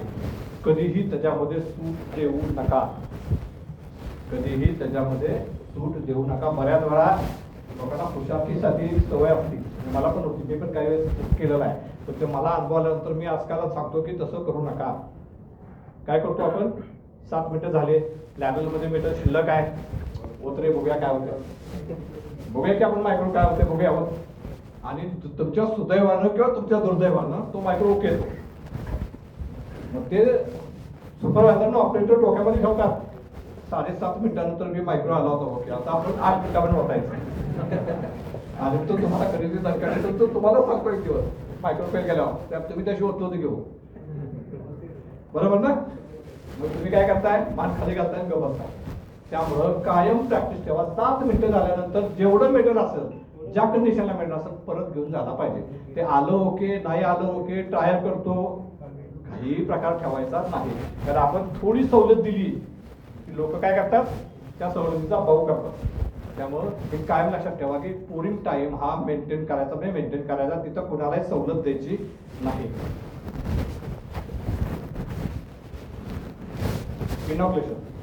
इनॉक्युलेशन काय काम करतं, न्यूक्लिएशन वाढवतं, बरोबर. त्यामुळे तुमचं जेवढं इनॉक्युलेशन चांगलं इफेक्टिव्ह असेल तेवढं तुमचं काय होतं, न्यूट्रिलिटी चांगली येते आणि तुम्हाला त्याचा बेनिफिट होतो. Inoculation practice, inoculation percentage, inoculation time, या सगळ्या गोष्टी यामध्ये मॅटर करतात. प्रॅक्टिस म्हणजे धारेवरती इनॉक्युलेशन पाहिजे, पहिलं थोडंसं एक 5 ते 10% मेटल गेल्यानंतर चालू व्हायला पाहिजे, शेवटचं 10 ते 15% मेटल व्हायचे आधी ते संपायला पाहिजे, धारेवरती असायला पाहिजे. दुसरी महत्वाची गोष्ट म्हणजे साईज. साईज हा परत तुमच्या मेटलच्या ट्रीटमेंट साईजवरती अवलंबून आहे. म्हणजे तुम्ही 300 किलो करताय, 500 किलो करताय, 1 टन करताय, जेवढं तुमचं ट्रीटमेंट साईज वाढेल तसं तुमचा इनॉक्युलेशनचा साईज वाढत जाणार. जसं ट्रीटमेंट साईज कमी होत जाईल तसा इनॉक्युलेशनचा साईज कमी होत जाणार. कारण त्याला वेट होण्यासाठी काय व्हायला पाहिजे, तेवढा वेळ मिळाला पाहिजे म्हणून. तिसरं महत्वाचं म्हणजे इनॉक्युलेशनचं कॉम्पोजिशन किंवा इनॉक्युलेशनचा टाईप, वेरियंट टाईप, टॉल्सियम, जे काही तुम्ही वापरताय ते इफेक्टिव्हली वापरलं पाहिजे. ह्याच्यामध्ये मी कुठलं हेच वापरा किंवा ते वापरा असं कुठलंही तुम्हाला सजेशन देणार नाही. त्याच्या मटेरियल ग्रेडवरती किंवा कास्टिंगच्या जॉमेट्रीवरती बऱ्याच गोष्टीवरती ते अवलंबून आहे. फक्त त्याच्यात महत्वाचा भाग आहे की ते प्रॅक्टिस जे आहे धारेवरती टाकायचं ते महत्वाचं आहे. आता ते एक महत्वाचा स्लोगन मी नेहमी सांगतो, एजंट करताना तो स्लोगन कायम डोक्यामध्ये ठेवायचा. काय स्लोगन आहे, ॲट एव्हरी ट्रान्सफर पॉइंट, काय, at every transfer point add inoculation, add inoculation and remove slag. प्रत्येक ट्रान्सफर पॉइंटला काय केलं पाहिजे, स्लॅक काढला पाहिजे. कारण एमजीएस आणि एमजीओ आणि ॲड इनॉक्युलेशन, काय इनॉक्युलेशन ॲड करायचं, कारण ऑक्सिडेशन होतंय, ते ऑक्सिडेशन मला काय केलं पाहिजे, रिड्यूस केलं पाहिजे, कारण मला न्यूक्लिएशन पाहिजे म्हणून. त्याचप्रमाणे मागाशी जसं म्हणलं की टाइम कमी करणं, मेल्ट फास्ट, पोर फास्ट. मेल्टिंग फास्ट करा आणि पोरिंग पण फास्ट करा. दोन्ही स्लोगन खूप महत्वाचे. लॅबचं डिझाईन ऑलरेडी आपण बोललो मागाशी 3:1 किंवा 2:1 जर ट्विनिश असेल तर वापरलं पाहिजे. 1:1 कधी वापरू नका. बऱ्याच कंपनीमध्ये मी बघितलंय, लहान कंपन्या असतात जिथे जस्ट सुरू झाले तिथं काय करतात, रोलिंग लॅडरला एक वीट लावतात, 2 पॉकेट झाले, चालू आहे. पण त्यामुळे काय होतं, तुमचं मेटल काठोकाठ बसतं, ज्यास ट्रीटमेंट होणार आहे त्यास मेटल फ्लॅशिंग होतं, बाहेर पडतं आणि ॲक्सिडेंट होऊ शकतो. किंवा जो इफेक्टिव्ह तुम्हाला मिळाला पाहिजे तो प्रॉपर इफेक्ट तुम्हाला मिळत नाही. त्यामध्ये जे डिझाईन आहे 2:1 रेशोमध्ये असायला पाहिजे. जर तुम्ही 20 वापरत नसाल तर, 20 वापरत नसाल तर 3:1 पाहिजे स्टँडर्ड प्रमाण. त्याच्यावरती लीड पाहिजे, ते ऑलरेडी आपण बोललोय. केमिकल कॉम्पोजिशन मध्ये बोललोय आपण, कॅल्शियम आणि रेअर 1.5 to 2% पाहिजे. ऑलाईन साईज, आता हा परत खूप सेन्सिटिव्ह टॉपिक आहे. त्याच्यावरती खूप काय वादविवाद नेहमी ऐकायला मिळतात की 5 ते 7% चांगलं का 8 ते 10% चांगलं. मॅन्युफॅक्चरर एक सांगतात, भांडरीवाले वगैरे सांगतात. आता यात गंमत अशी आहे की जर आपण फॉरेन कंट्रीजमध्ये बघितलं तर आजही 1 to 2% मॅग्नेशियम वापरतात. तिथे इव्हन बऱ्याच ठिकाणी त्यांच्या गेटिंग सिस्टीममध्येच मॅग्नेशियम ठेवतात. म्हणजे ट्रीटमेंट वेगळी करतच नाही. ज्यावेळेस आपण गेटिंगमध्ये मेटल ओततोय त्या गेटिंग सिस्टीममध्येच मॅग्नेशियम आणि इनॉक्युलेशन असते आणि मग त्याची ट्रीटमेंट होऊन तेच मेटल तुमचं फिल्टर होऊन कास्टिंगला जातं. म्हणजे जेवढा मॅग्नेशियम कमी असेल तेवढा तुमचं काय होतं, कारण आपण बघितलं मॅग्नेशियम काय करतंय, ऑक्सिजन आणि सल्फर. म्हणजे जेवढं तुमचं काय होणार मोडमध्ये ठेवलाय म्हणजे ऑक्सिजनचा संपर्क कमी झाला आणि ट्रीटमेंट झाल्याबरोबर मेटलमध्ये जाणार आहे, सल्फरचा संपर्क पण कमी झाला. जेवढा वेळ तुम्ही ते मॅग्नेशियम सल्फर आणि ऑक्सिजनच्या सानिध्यात ठेवाल तेवढं काय होणार, तुमचं स्लॅगचं जनरेशन वाढणार, मॅग्नेशियमचं रिडक्शन होणार आणि हे सगळा परत स्लॅग प्लस ऑक्सिडेशन केस टेंडन्सी वाढणं आणि मशनॅबिलिटी खराब होणं या सगळ्या गोष्टी तुम्हाला त्रासदायक करणार. त्यामुळं जेवढं तुमचं मॅग्नेशियम कमी तेवढं चांगलं. त्यामुळे माझं असं वैयक्तिक मत आहे की 5 ते 7% किंवा 6 ते 8% हे बेस्ट मॅग्नेशियम वापरावं. लोक म्हणतात की 8 ते 10 मॅग्नेशियम म्हणजे मॅग्नेशियम जास्त आहे त्यामुळे माझी रिकव्हरी कमी जास्त मिळेल, माझं कन्झम्पशन कमी होईल. पण तसं होत नाही, उलटा इफेक्ट होतो. पण ऑन द कॉन्ट्ररी आता ट्रेंड आलाय कोर वायरचा. मी ऑलरेडी मागाशी जे सांगितलं, कोर वायरमध्ये काय आहे, 100% प्युअर मॅग्नेशियम आहे. पण बऱ्याच ठिकाणी ते वापरलं जातं. आज त्याच्या सक्सेस स्टोरी लोक सांगतात. बरीच लोक कोल्हापुरात जवळजवळ 10 ते 12 ठिकाणी core wire magnesium treatment installation स्टेजमध्ये आलेली आहे. 10 ते 12 चांगल्या फाउंड्रीजमध्ये. याचा अर्थ काही लोक वापरतात, याचा अर्थ त्याचे रिझल्ट त्यांना मिळाले असतील असं आपण गृहीत धरूया. ह्याच्यावरती आपण कुठली कॉमेंट करणं योग्य होणार नाही किंवा हा प्लॅटफॉर्म पण नाही आहे. पण जर मॅग्नेशियम ऑलाय वापरायचं असेल तर शक्यतो 5 ते 7% वापरा असं मी सांगेन. 8 ते 10% हे हार्मफुल आहे. मे बी कोल्ड वायरमध्ये फुल काय 100% मॅग्नेशियम असतं, त्याचे रिझल्ट आज चांगले आहेत. 6 महिन्यांनी वर्षांनी आपल्याला माहीत नाही काय होणार आहे. आज जस्ट लॉन्च झालंय, वापरतात लोक, पण त्याचा लॉंग टर्म इफेक्ट काय होणार आहे, त्याचे लॉंग टर्म रिझल्ट काय येणार आहे त्याच्याबद्दल आता आपण सांगणं कठीण आहे. पण आता जर ऑलायबद्दल बोलायचं असेल, फेरोस्विकार मॅग्नेशियम बद्दल बोलायचं असेल तर 5 ते 7% इज द बेस्ट चॉईस. सगळ्यात चांगलं, कारण सगळ्यात महत्त्वाचा फॅक्टर यामध्ये असतो की ज्यावेळेस तुम्ही लो मॅग्नेशियम वापरताय त्यावेळेस ऑटोमॅटिकली तुमचं व्हायलन्स कमी होतं. जर तुम्ही वापरून बघा, तुम्ही एक ट्रायल 8 ते 10% घ्या, एक ट्रायल 5 ते 7% घ्या आणि तुम्ही ऑब्झर्व करा की 8 ते 10% जी रिॲक्शन होती ती खूप व्हायलंट होती. मेटल असं लांबणं जरी बघितलं तुम्ही तरी ते दिवाळी झाल्यासारखं दिसतं, फुलबाजी किंवा झाड.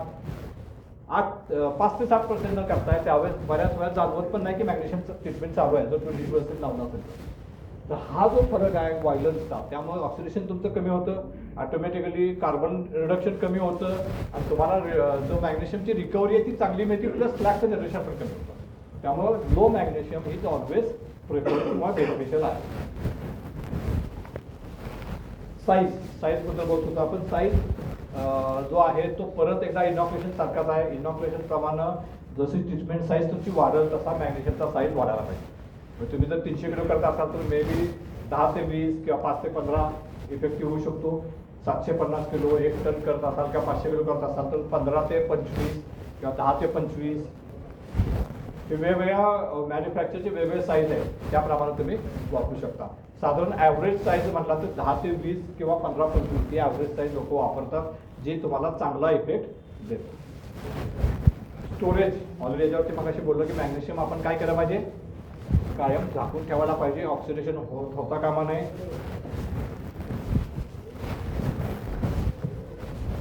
आपण जे मगाशी विषय काढला होता त्यावरती आपण निघा. आपण मॅग्नेशियम साठी कुठली मेथड वापरतो, सँडविच. खाल्ले कुणी, किती लोकांनी खाल्ले, काय असतं सँडविच मध्ये? सँडविच मध्ये काय असते, ब्रेड मध्ये टॉपिंग किंवा काय स्टफिंग आणि वरती परत. आपण याला काय म्हणतोय, सँडविच मेथड आपण वापरतोय आणि आपण काय टाकले, मॅग्नेशियम टाकले आणि वर कव्हरेज टाकले. कधी बघितलंय खाली स्टफिंग आहे वर ब्रेड आहे आणि तुम्हाला आणून दिलंय सँडविच म्हणून, खाल काय काय म्हणा, खालचा ब्रेड कुठे आहे विचारलं का नाही? तसंच आपलं आहे. आपण ह्याला सँडविच मेथड म्हणतो पण वापरत नाही, आपण वेगळं काहीतरी केलंय त्याचं आणि सँडविच म्हणून वापरतो. त्यामुळे आपल्याला जे रिझल्ट मिळतात ते बऱ्याच वेळा फसवे असतात किंवा ते तेवढे ऑप्टिमाइज नसतात, इफेक्टिव्ह नसतात. त्याचं कारण असं आहे की आपण काय म्हणतो की मला लॅडल कसा पाहिजे, रेड हॉट पाहिजे. तर माझा रेड हॉट लॅडल आहे, त्यात जर मी मॅग्नेशियम डायरेक्ट टाकलं तर काय होणार आहे, इमिजिएटली त्याचं बर्निंग चालू होणार आहे. म्हणून त्याला खाली काय टाकायला पाहिजे, तर पहिलं थोडंसं कव्हरिंग टाकायला पाहिजे, त्याच्यावरती मॅग्नेशियम टाकायला पाहिजे, त्याच्यावरती परत कव्हरिंग. कव्हरिंग मॅग्नेशियम कव्हरिंग म्हणून तर सँडविच मेथड आहे.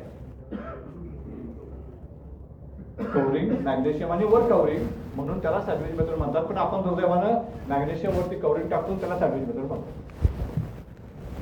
क्लिअर आहे. आता खाली कव्हरिंग किती टाकायचं, जस्ट कव्हर होण्यावर टाकलं ते सफिशियंट आहे. मग तुम्ही जर वर समजा 6 किलो मॅग्नेशियम वापरत असाल आणि 8 किलो कव्हरिंग टाकत असाल तर वर 8 तसंच ठेवा, खाली 1 किलो अजून वाढवा. 1 किलो भरपूर सफिशियंट आहे, जेणेकरून फक्त तुमचं मॅग्नेशियमचा संपर्क लाल झालेल्या रेड हॉट लॅडलच्या सरफेस बरोबर कामाला एवढंच त्याचं काम आहे, बाकी काय काम नाही त्याचं. त्यामुळे सँडविच मेथड हा एक मुद्दा. दुसरा महत्वाचा मुद्दा, आता मी जो लॅडल दाखवतोय हा ट्रीटमेंट कम पोरिंग लॅडल आहे. हा ट्रीटमेंट कम पोरिंग लॅडल आहे, पण बऱ्याच ठिकाणी हा वापरत नाही. आपण काय वापरतो, रेग्युलर लॅडल वापरतो, बरोबर. आता ट्रीटमेंट कम पोरिंग लॅडल मध्ये एक गोष्ट खूप महत्वाची आहे, इफेक्टिव्ह आहे. जसं मगाशी सरांनी सांगितलं की माझा ट्रान्सफर टाइम कमी होतो, कारण टेम्परेचर लॉस कमी होतो, कारण मी टॅपिंग टेम्परेचर मध्ये पण पोरिंग लॅडलमध्ये होणार आहे. त्या परत माझं 30-40 डिग्री माझं टेम्परेचर लॉस वाढणार आहे. ह्याच्यामध्ये काय होणार आहे, मी ट्रीटमेंट केल्यानंतर डायरेक्ट मेटल घेऊन गेलो तर माझा जो टायमिंग आहे ते कमी होणार आहे ट्रान्सपोर्टचा, प्लस माझं टेम्परेचर पण वाचणार आहे. पण हे करत असताना एक काळजी घ्यायला पाहिजे, ती म्हणजे ज्यावेळेस आपण टॅपिंग करणार आहोत त्यावेळेस मेटल इकडनं येणार आहे, इथं भरत जाणार आहे, आणि त्याच वेळेस माझं काही मेटल इकडं वर जाणार आहे. जे हे मेटल माझं वर जाणार आहे ते अनट्रीटेड मेटल आहे, कारण तोपर्यंत माझी मॅग्नेशियमची ट्रीटमेंट चालू झालेली नाही आहे आणि माझं इनॉक्युलेशन पण पडलेलं नाही आहे. कारण माझं इनॉक्युलेशन मी 10 ते 15% मेटल झाल्यावर टाकायला सुरुवात करतोय. त्यामुळं हे जे मेटल आहे हे अनट्रीटेड मेटल आहे, अनइनॉक्युलेटेड मेटल आहे, आणि हा डायमीटर बारीक असल्यामुळे हे टेम्परेचर ड्रॉप झालेलं मेटल आहे. कारण हे सगळं टॅपिंग होऊन लॅडल पुढे येईपर्यंत माझा अर्धा मिनिट किंवा 1 मिनिटापर्यंतचा वेळ जाणार आहे. तोपर्यंत ते टेम्परेचर माझं त्या नालीतलं काय होणार आहे, ड्रॉप होणार आहे. त्यामुळं ज्यावेळेस मी हा ट्रीटमेंट लॅडल पुढील लॅडल म्हणून वापरणार आहे त्यावेळेस हे मेटल रिन्स करून मला परत लॅडल मध्ये टाकणं गरजेचं आहे. आम्ही नॅट फाउंड्रीमध्ये ही प्रॅक्टिस वापरत होतो. आम्ही डायरेक्ट पोरिंग लॅडल, ट्रीटमेंट लॅडल हा पोरिंग लॅडल वापरत होतो, पण आम्ही हे मेटल काय करायचो, हँडशॅकमध्ये घेऊन रिन्स करून माघारी परत. हे खूप महत्वाचा मुद्दा लक्षात ठेवा. ही पद्धत नक्कीच चांगली इफेक्टिव्ह आहे, तुमचा टेम्परेचर ड्रॉप कमी होतो. आणि पण यात परत लिमिटेशन काय आहे, एक म्हणजे हे 500 किलोचं लॅडल आहे तर तुमचं तसं कुठे इन्फ्रास्ट्रक्चर पाहिजे, बोर्ड कसे पाहिजे, पोरिंग टाइम तुमचं मॅच व्हायला पाहिजे, बरोबर ना. टायमिंग मॅच व्हायला पाहिजे. आणि 500 किलोमध्ये मी 30 पेट्या ओतणार आहे, मग 30 पेट्या माझ्या 5-6 मिनिटात ओतून व्हायला पाहिजे. मग मी काय करतो, बऱ्याच जातं काय लोक करतात, हे 500 किलो 250 मिनिट येतात, जेणेकरून माझं 5 मिनिटामध्ये पोरिंग ऍडजस्ट. हा परत इन्फ्रास्ट्रक्चरचा भाग आहे, पण जर ही पद्धत तुम्हाला वापरायची असेल तर हे मेथड परत घेणं खूप गरजेचं आहे, हे लक्षात. जाऊया पुढं.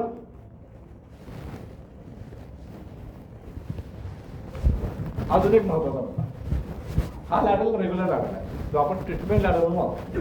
आता बऱ्याच वेळा असं दिसतं, मॅग्नेशियम इथं टाकलेलं आहे तुम्ही, बरोबर, आणि तुमची फर्नेस इथं आहे आणि लॅडल तुम्ही असा लावला, चालेल का? का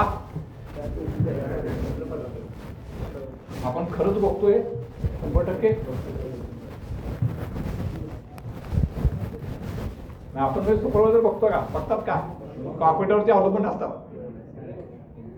बघतात. त्यामुळे हे खूप महत्वाचं आहे की मी जिथं लॅडल मॅग्नेशियम टाकलंय ते फर्नेसच्या बाजूला असायला पाहिजे आणि फर्नेसच्या अपोजिट बाजूला मोकळी जागा असायला पाहिजे, जिथं माझं पहिलं मेटल पडणार आहे आणि मग भरून मॅग्नेशियम ट्रीटमेंट होणार आहे. हे जर उलटं केलं, जर माझं मेटल डायरेक्ट ह्याच्यावरती पडलं तर काय होईल, मॅग्नेशियम ट्रीटमेंट इमिजिएट चालू होईल आणि मला इफेक्ट मिळणार नाही. दुसरी तीच गोष्ट ट्विंजीच्या बाबतीत आहे.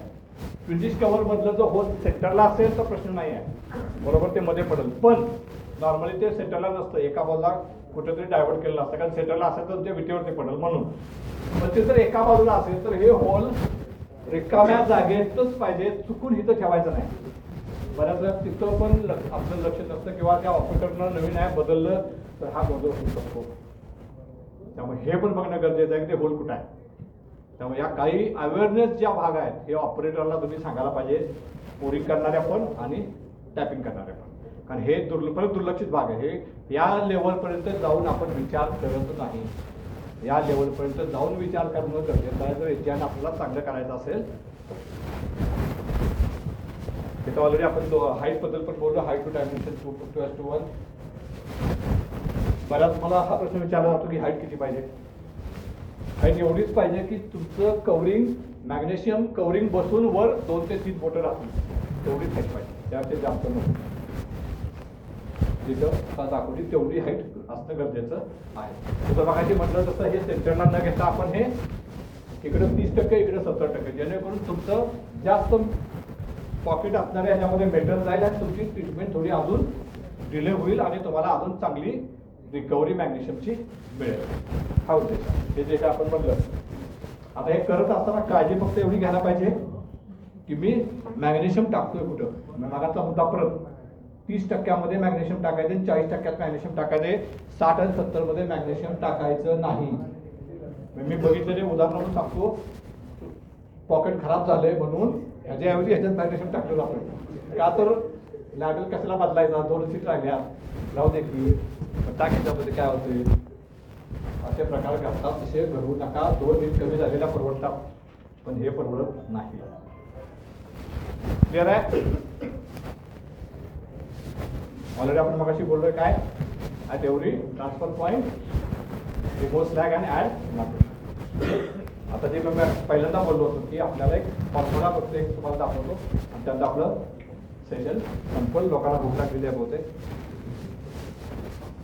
आता ह्याच्यामध्ये काय महत्वाचे एरिया आहेत, मी तर थोडंसं पुढे जातो डायरेक्ट.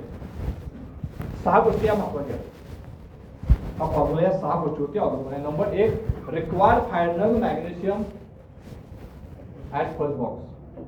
रेसिड्युअल मॅग्नेशियम मला पहिल्या पेटीला किती पाहिजे हे माहीत असणं गरजेचं आहे. पहिल्या पेटीला आणि शेवटच्या पेटीला. बाथचा सल्फर ॲक्च्युअल आणि बाथ. त्यानंतर मला सल्फर किती पाहिजे, magnesium content in magnesium all आहे, टॅपिंग टेम्परेचर आणि magnesium loss per minute. Magnesium loss तुम्हाला म्हटलं पहिल्या पेटीचं शेवटच्या पेटीत तुम्हाला माहीत असायला पाहिजे. हा फॉर्म्युला मी वापरतो. काय फॉर्म्युला आहे तर percentage of magnesium all to be use. त्याच्यामध्ये काय आहे, percentage of M magnesium for first box. पहिल्या बॉक्सला मला किती मॅग्नेशियम पाहिजे, किती पाहिजे, नॉट 50 पाहिजे. 0.76 त्याची आयसोलेटिक एनर्जी आहे ही मॅग्नेशियमची. हे फिक्स व्हॅल्यू आहे, ज्यामध्ये काही बदल करायचा नाही, ही आहे अशी ठेवायची. Into bath sulphur minus final sulphur. Bath sulphur तुम्हाला माहिती आहे किती पाहिजे, किती आहे तो. फायनल सल्फर तुम्हाला किती पाहिजे. आपण नॉट 15 सुद्धा टाकला किंवा नॉट हा टाकला हो, divided by magnesium content in all आहे. 5 ते 7% आहे, 8 ते 10% आहे, जे तुमच्या TC वरती दिलेलं आहे. Into recovery of magnesium all आहे. ही कशी काढायची तुम्हाला मी सांगतो. आणि temperature at which magnesium treatment carried out divided by 1500 हे स्टँडर्ड धरलंय आणि तुम्हाला काय टॅपिंग टेम्परेचर ठेवायचे तुम्ही सांगायचं. आता ह्याच्यामध्ये आपल्याला सल्फर हा फॅक्टर सगळ्यात महत्वाचा आहे, कारण यात आपल्याला बाथ सल्फर आणि फायनल सल्फर हे कॅल्क्युलेट करायचे. आणि त्यासाठी जे मॅग्नेशियम रिकव्हरी म्हणलंय तर मॅग्नेशियम रिकव्हरी काढण्यासाठी मी हे काय करतो, एक चार्ट आहे. आम्ही हा चार्ट आदितीमध्ये दिला होता. बऱ्याच ठिकाणी हा चार्ट आम्ही वापरतो की किती सल्फर आल्यावर तुम्ही किती मॅग्नेशियम टाकायला पाहिजे, किती सल्फरचं याचं गणित खूप महत्वाचं आहे. उदाहरणार्थ तुमचा सल्फर जर नॉट 1 to नॉट 15 असेल तर तुम्ही सेफ रेंजमध्ये आहे, तुम्हाला प्रॉब्लेम नाही आहे. तुम्ही मॅग्नेशियम ट्रीटमेंट करताना सेफ आहात. जर तो नॉट 16 ते नॉट 20 मध्ये असेल तर सेफ मध्ये आहे, हे तर व्हेरी सेफ, हे सेफ. आणि तो जर 21 ते 25 मध्ये असेल तर थोडा क्रिटिकल आहे. आणि त्याच्यापेक्षा जास्त असेल तर तुम्हाला काय केलं पाहिजे, सल्फर कमी करून मगच पुढे ट्रीटमेंट केली पाहिजे. हे 4 गोष्टी या खूप महत्वाच्या त्या लक्षात ठेवा की तुमचा बाथचा सल्फर किती आहे याच्यावरती तुमची ट्रीटमेंट ही सेफ आहे, फिजिकल आहे. म्हणून मी मगाशी म्हटलं की ज्यावेळेस तुमच्याकडे क्रिप्टोचं सॅम्पल येतोय सगळ्यात पहिलं लक्ष काय असायला पाहिजे, सल्फर. कार्बन सिलिकॉन नंतर पहिलं सल्फर. आता आपण 4 वेगवेगळ्या कंडिशन घेतल्या, त्याच्यामधनं आपण कॅल्क्युलेशन केलंय. पहिलं एक एक्झाम्पल मी घेतलंय की तुम्हाला पहिल्या बॉक्सला नॉट 47 सल्फर पाहिजे, त्यासाठी तुमचा 5चा सल्फर नॉट 19 आलाय. मी फायनल सल्फर नॉट 15 आपल्याला पाहिजे असं मी प्रत्येक ठिकाणी अजून केलेलं आहे. आपल्याला नॉट 15 ही रेंज आहे ती परफेक्ट आहे, ती आपण धरून चालू की नॉट 15 आपल्याला सल्फर फायनलला घ्यायला पाहिजे. मॅग्नेशियम कंटेंट त्याचा 6.5 आहे. माझं टॅपिंग टेम्परेचर 1540 आहे. आता मेटल ट्रीटेड आपल्याला लागणार कशासाठी, तर पर्सेंटेज आल्यानंतर आपण मेटल ट्रीटेडला गुणाकार करून किलोमध्ये काढणार, म्हणून मेटल ट्रीटेड तेवढंच महत्वाचं आहे. आता हा मुद्दा आपला या सगळ्या सेक्शनमध्ये राहिला की मेटलचं वजन हे खूप महत्वाचं आहे. जसं रॉ मटेरियलचं वजन महत्वाचं आहे तसं मेटलचं वजन पण खूप महत्वाचं आहे. आपण विदाउट वेइंग स्केल हे जॅज करू नका. उदाहरणार्थ मी नेहमी उदाहरण काय देतो, सोमवारी उद्या सोमवारच आहे बरोबर, मस्त की दुपारी टीव्ही वर बसलाय पिक्चर बघत, चहा टाकलाय, 1 कप पाणी टाकलंय, 2 कप साखर टाकली, 1 चमचा चहा टाकलाय, मस्त की टीव्ही एन्जॉय करताय. तेवढ्यात दारावरची बेल वाजली, तुमचा मित्र आलाय. आता मित्र आलाय म्हटल्यानंतर त्याला हात घ्यायला तर पाहिजे, ये बाबा बस. आता आपण चहा टाकलाय म्हटलं तर विचारायला तरी पाहिजे, मनात नसतं तरी चहा घेणार का, तुमच्या दुर्दैवानं तो हो घेणार होतो. मग काय करणार तुम्ही, जाणार 1 कप पाणी त्यामध्ये टाकणार, तेवढं चालणार का, मग काय केलं पाहिजे, चहा आणि साखर पण टाकावं. तसंच आहे, आपण मॅग्नेशियम वजन केलं असते 500 किलो करायचं म्हणून 5 किलो, आणि ऑपरेटर काय करतोय 600 किलोमीटर भरलेलं असतंय, हो म्हणून दाबतोय 600 किलो होत नाही, आणि मग काय होतंय तुमचा मॅग्नेशियम कमी होणार, आणि तो चहा जसा आयनी होणार तसं तुमचं एजंट पण आयनी होणार. त्यामुळं कायम लक्षात ठेवा, वेइंग स्केल गरजेचं आहे. म्हणून इथं आपण टेम्परेचर किती पाहिजे दिलेलं आहे. कन्सिडर बाथ सल्फर रिकॉर्डिंग आपण ऑलरेडी बोलतोय, आणि मॅग्नेशियम रिकॉर्डिंग 75% कशी आली, तर आपला सल्फर 17 आहे म्हणून या हिशोबाने 75% आपली काय आहे रिकव्हरी आहे असं आपण कन्सिडर केलेलं आहे. हे त्याचं कॅल्क्युलेशन आहे. 0.47 मॅग्नेशियम आहे, आपण इथं सल्फर वजा 0.76, इथं सल्फर वजा केला, 6.5 माझा मॅग्नेशियम आहे, त्याला 75% माझी रिकव्हरी गुणली आहे. 1540 भागिले 1500. आता 1540 भागिले 1500 म्हणजे काय, 1500 माझं स्टँडर्ड टेम्परेचर आहे. तुम्ही जेवढं टेम्परेचर वाढवणार तेवढं काय होणार, मॅग्नेशियम वाढणार, कारण हे खाली कुठं आहे, खालच्या भागात आहे, डिनॉमिनेटर मध्ये आहे. त्यामुळे काय होणार, हे जेवढं वाढणार मॅग्नेशियम वाढणार, हे जेवढं वाढणार हा डिफरन्स सल्फर मधला तेवढं माझं मॅग्नेशियम वाढणार, बरोबर ना. हे जेवढं माझं कमी असणार पर्सेंटेज तेवढं काय होणार, मॅग्नेशियम वाढणार. म्हणून माझं रिकव्हरी काय पाहिजे, चांगली पाहिजे. रिकव्हरी चांगली पाहिजे म्हणजे काय, माझ्या सल्फर बेस मधला पाहिजे. हे या गोष्टी लक्षात ठेवा. फोटो काढायची गरज नाही, तुम्ही युट्यूबवर जावा, ह्याचा व्हिडिओ आहे, how to calculate magnesium recovery म्हणून व्हिडिओ टाका. ह्याचा युट्यूबवरचे व्हिडिओ ऑलरेडी पब्लिश झालेला आहे, त्यामुळे तुम्ही हे सगळे डिटेल सगळं बघू शकता त्यावर. हे कॅल्क्युलेशन झालं 1.05. किंवा माझं एक ॲप पण आहे, डेट ॲडिशनचं ॲप आहे, चार्ट कॅल्क्युलेशनचं. जवळपास आतापर्यंत कमीत कमी 15,000 ते 16,000 लोकांनी माझ्याकडनं ते फ्री ऑफ कॉस्ट घेतलेलं एक्सेल शीट आहे. त्या सुपरवायझरला तुम्ही बाथचं कॉम्पोजिशन टाकलं आणि रिक्वायर्ड कॉम्पोजिशन टाकलं तर तुम्हाला काय ॲडिशन आणि किती मेटल आहे हे टाकलं तर तुम्हाला काय ॲडिशन आहे. म्हणजे समजा MS आहे तर MS बरोबर कार्बन किती लागणार, मॅग्नेज किती लागणार, तो किंवा तुम्हाला कार्बन कमी करायचं तर MS टाकायला पाहिजे. तर MS टाकल्यानंतर MS टाकल्यामुळं परत कार्बन सिलिकॉन किती टाकायला लागणार, ते सगळं कॅल्क्युलेशन करून तुम्हाला फायनल रिझल्ट देतं की किती टाकायला पाहिजे. मग ते जे ॲप आहे त्या ॲपमध्ये पण ह्याचं मॅग्नेशियमचं डिटेल सगळे आहे. तुम्ही फक्त फिगर टाकल्या की तुम्हाला 1.05 डायरेक्ट फिगर मिळेल. सगळे कॅल्क्युलेशन त्या ॲपमध्ये पण आहेत. तर कोणाला पाहिजे असेल तर मला जे व्हॉट्सअप करा, तुम्हाला पाठवतो. त्या सांगण्याचा उद्देश, हे दाखवण्याचा उद्देश एवढाच होता की आपल्याला महत्वाचं काय आहे, सल्फर तुम्हाला हे माहीत पाहिजे. तर महत्वाचं काय आहे, सल्फर माहीत पाहिजे, महत्वाचं आहे. त्यानंतर टॅपिंग टेम्परेचर, या 2 गोष्टी खूप महत्वाच्या आहेत.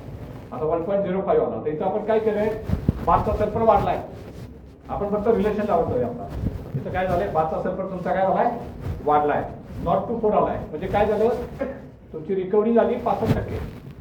मग अशी सेफ होतं. आता हे काय झालं, क्रिटिकल मध्ये झालं. मॅग्नेशियम ॲडिशन किती झाली 1.3%. मगाशी 1.0 चालू. तिथं टॅपिंग टेम्परेचर मी काय केले, सेम ठेवलंय, तर ते बदललं नाही. तिसरी केस आहे, तिथं मी आता टॅपिंग टेम्परेचर बदलले, 1580 केले, 1540 च्या ऐवजी. माझा सल्फर कंट्रोलमध्ये आहे, म्हणजे सेफ केस आहे. बरोबर, व्हेरी सेफ. 85% रिकव्हरी आली, कारण माझी व्हेरी सेफ आहे. माझं सल्फर ऑलरेडी 15च आहे, पण माझं टॅपिंग टेम्परेचर वाढले, मॅग्नेशियम 0.88 आला. त्यामुळे सल्फर खूप महत्वाचा आहे. टॅपिंग टेम्परेचरचा इफेक्ट कमी झालाय, पण कमी झालाय. तिथं 1540 आहे, नॉट 27 आहे.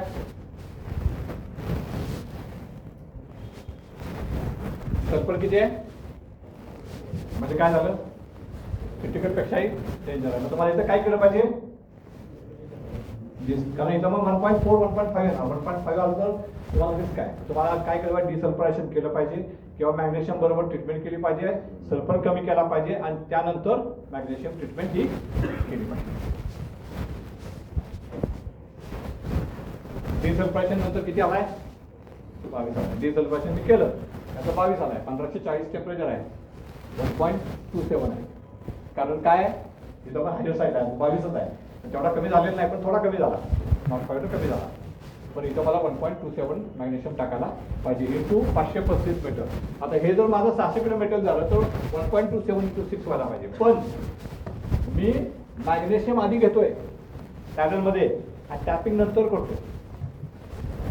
त्यामुळे मला माहित काय आहे, मॅग्नेशियम माहिती आहे. त्यामुळे मला टॅपिंग करताना सुपरवायझरला ऑपरेटरला सांगायला पाहिजे की मी एवढं मॅग्नेशियम टाकलंय, तू एवढंच मेटल दे, नाहीतर मगाच्या चहासारखी गत होणार.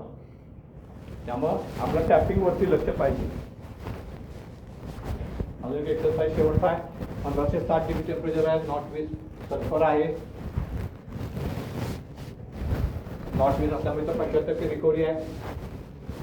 रिक्वायरमेंट किती आहे, 0.85. आता 0.85 म्हणजे 0.8-0.9% मॅग्नेशियमनं लोक काम करतात. आम्ही महालक्ष्मीमध्ये पण करतो. इनफॅक्ट बरीच जण आमच्या इथं फाउंड्रीमध्ये एजियनची ट्रीटमेंट बघायला यायची, एजियन बघायला यायची. त्याचं कारण बेसिकली हा कंट्रोल. आणि हा कंट्रोल कधी येतो, ज्यावेळेस तुमचं रॉ मटेरियल चांगलं असतं त्यावेळेस येतो.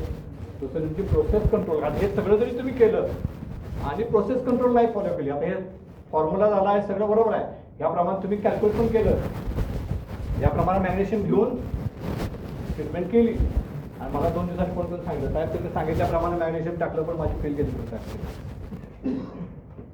पण त्यासाठी प्रोसेस कंट्रोल पण महत्वाचं आहे. म्हणजे काय, लॅडरचं डिझाईन, फिनिश कसं लावायचं, टाईम बिटवीन ॲडिशन आणि ट्रीटमेंट, बरोबर ना, लॅडरची कंडिशन, स्लॅग नसणे, ऑलाय साईज, ऑलायचं पर्सेंटेज, या सगळ्या गोष्टी पण तेवढ्याच महत्त्वाच्या आहेत.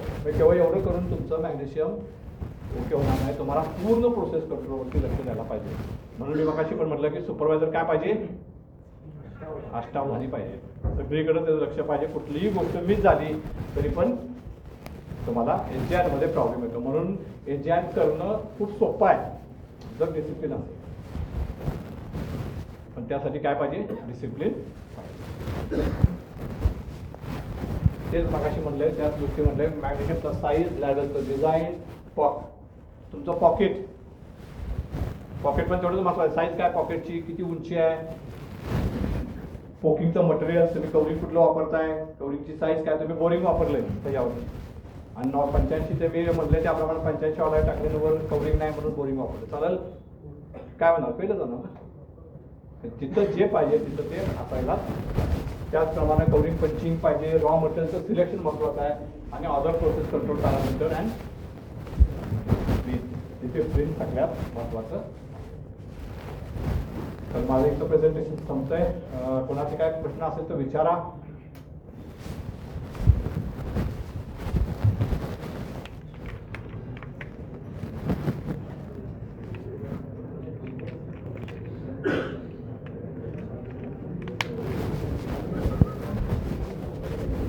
परत एकदा केल्सन ग्रुपचे खूप खूप आभार मानतो की त्यांनी हा प्लॅटफॉर्म आपल्याला दिला. मला आठवते 2014 मध्ये आम्ही हा ग्रुप चालू केल्यानंतर 2 ऑक्टोबर 2016 या रोजी आम्ही पहिलं गेट टुगेदर केलं होतं. गेट टुगेदर हाच शब्द होता, ॲक्च्युली सेमिनार हा कन्सेप्ट नव्हता. त्यावेळेस व्हॉट्सॲप ग्रुपचं गेट टुगेदर करायचं का, तर व्हॉट्सॲप ग्रुपमध्ये बरेच भारतातली वेगवेगळी माणसं होती आणि असे काही इन्सिडेंट घडले की एकाच विमानामध्ये शेजारी 2 माणसं आहेत जी आमच्या ग्रुपमध्ये होती आणि या माणसाने एक क्वेश्चन टाकला, त्या शेजारच्या माणसानं त्याला उत्तर दिलं तरी त्याला समजलं नाही की कोण आहे म्हणून. आणि ज्यावेळेस उत्तर देताना त्यांच्या लक्षात आलं चर्चेमध्ये की फॉन्ड्रीमन आहेत म्हणून. मग त्यांनी एकमेकांची नावं विचारली आणि मग त्यांच्या लक्षात आलं यार 10 मिनिटापूर्वी आपणच शेजारी बसून त्याला उत्तर दिले.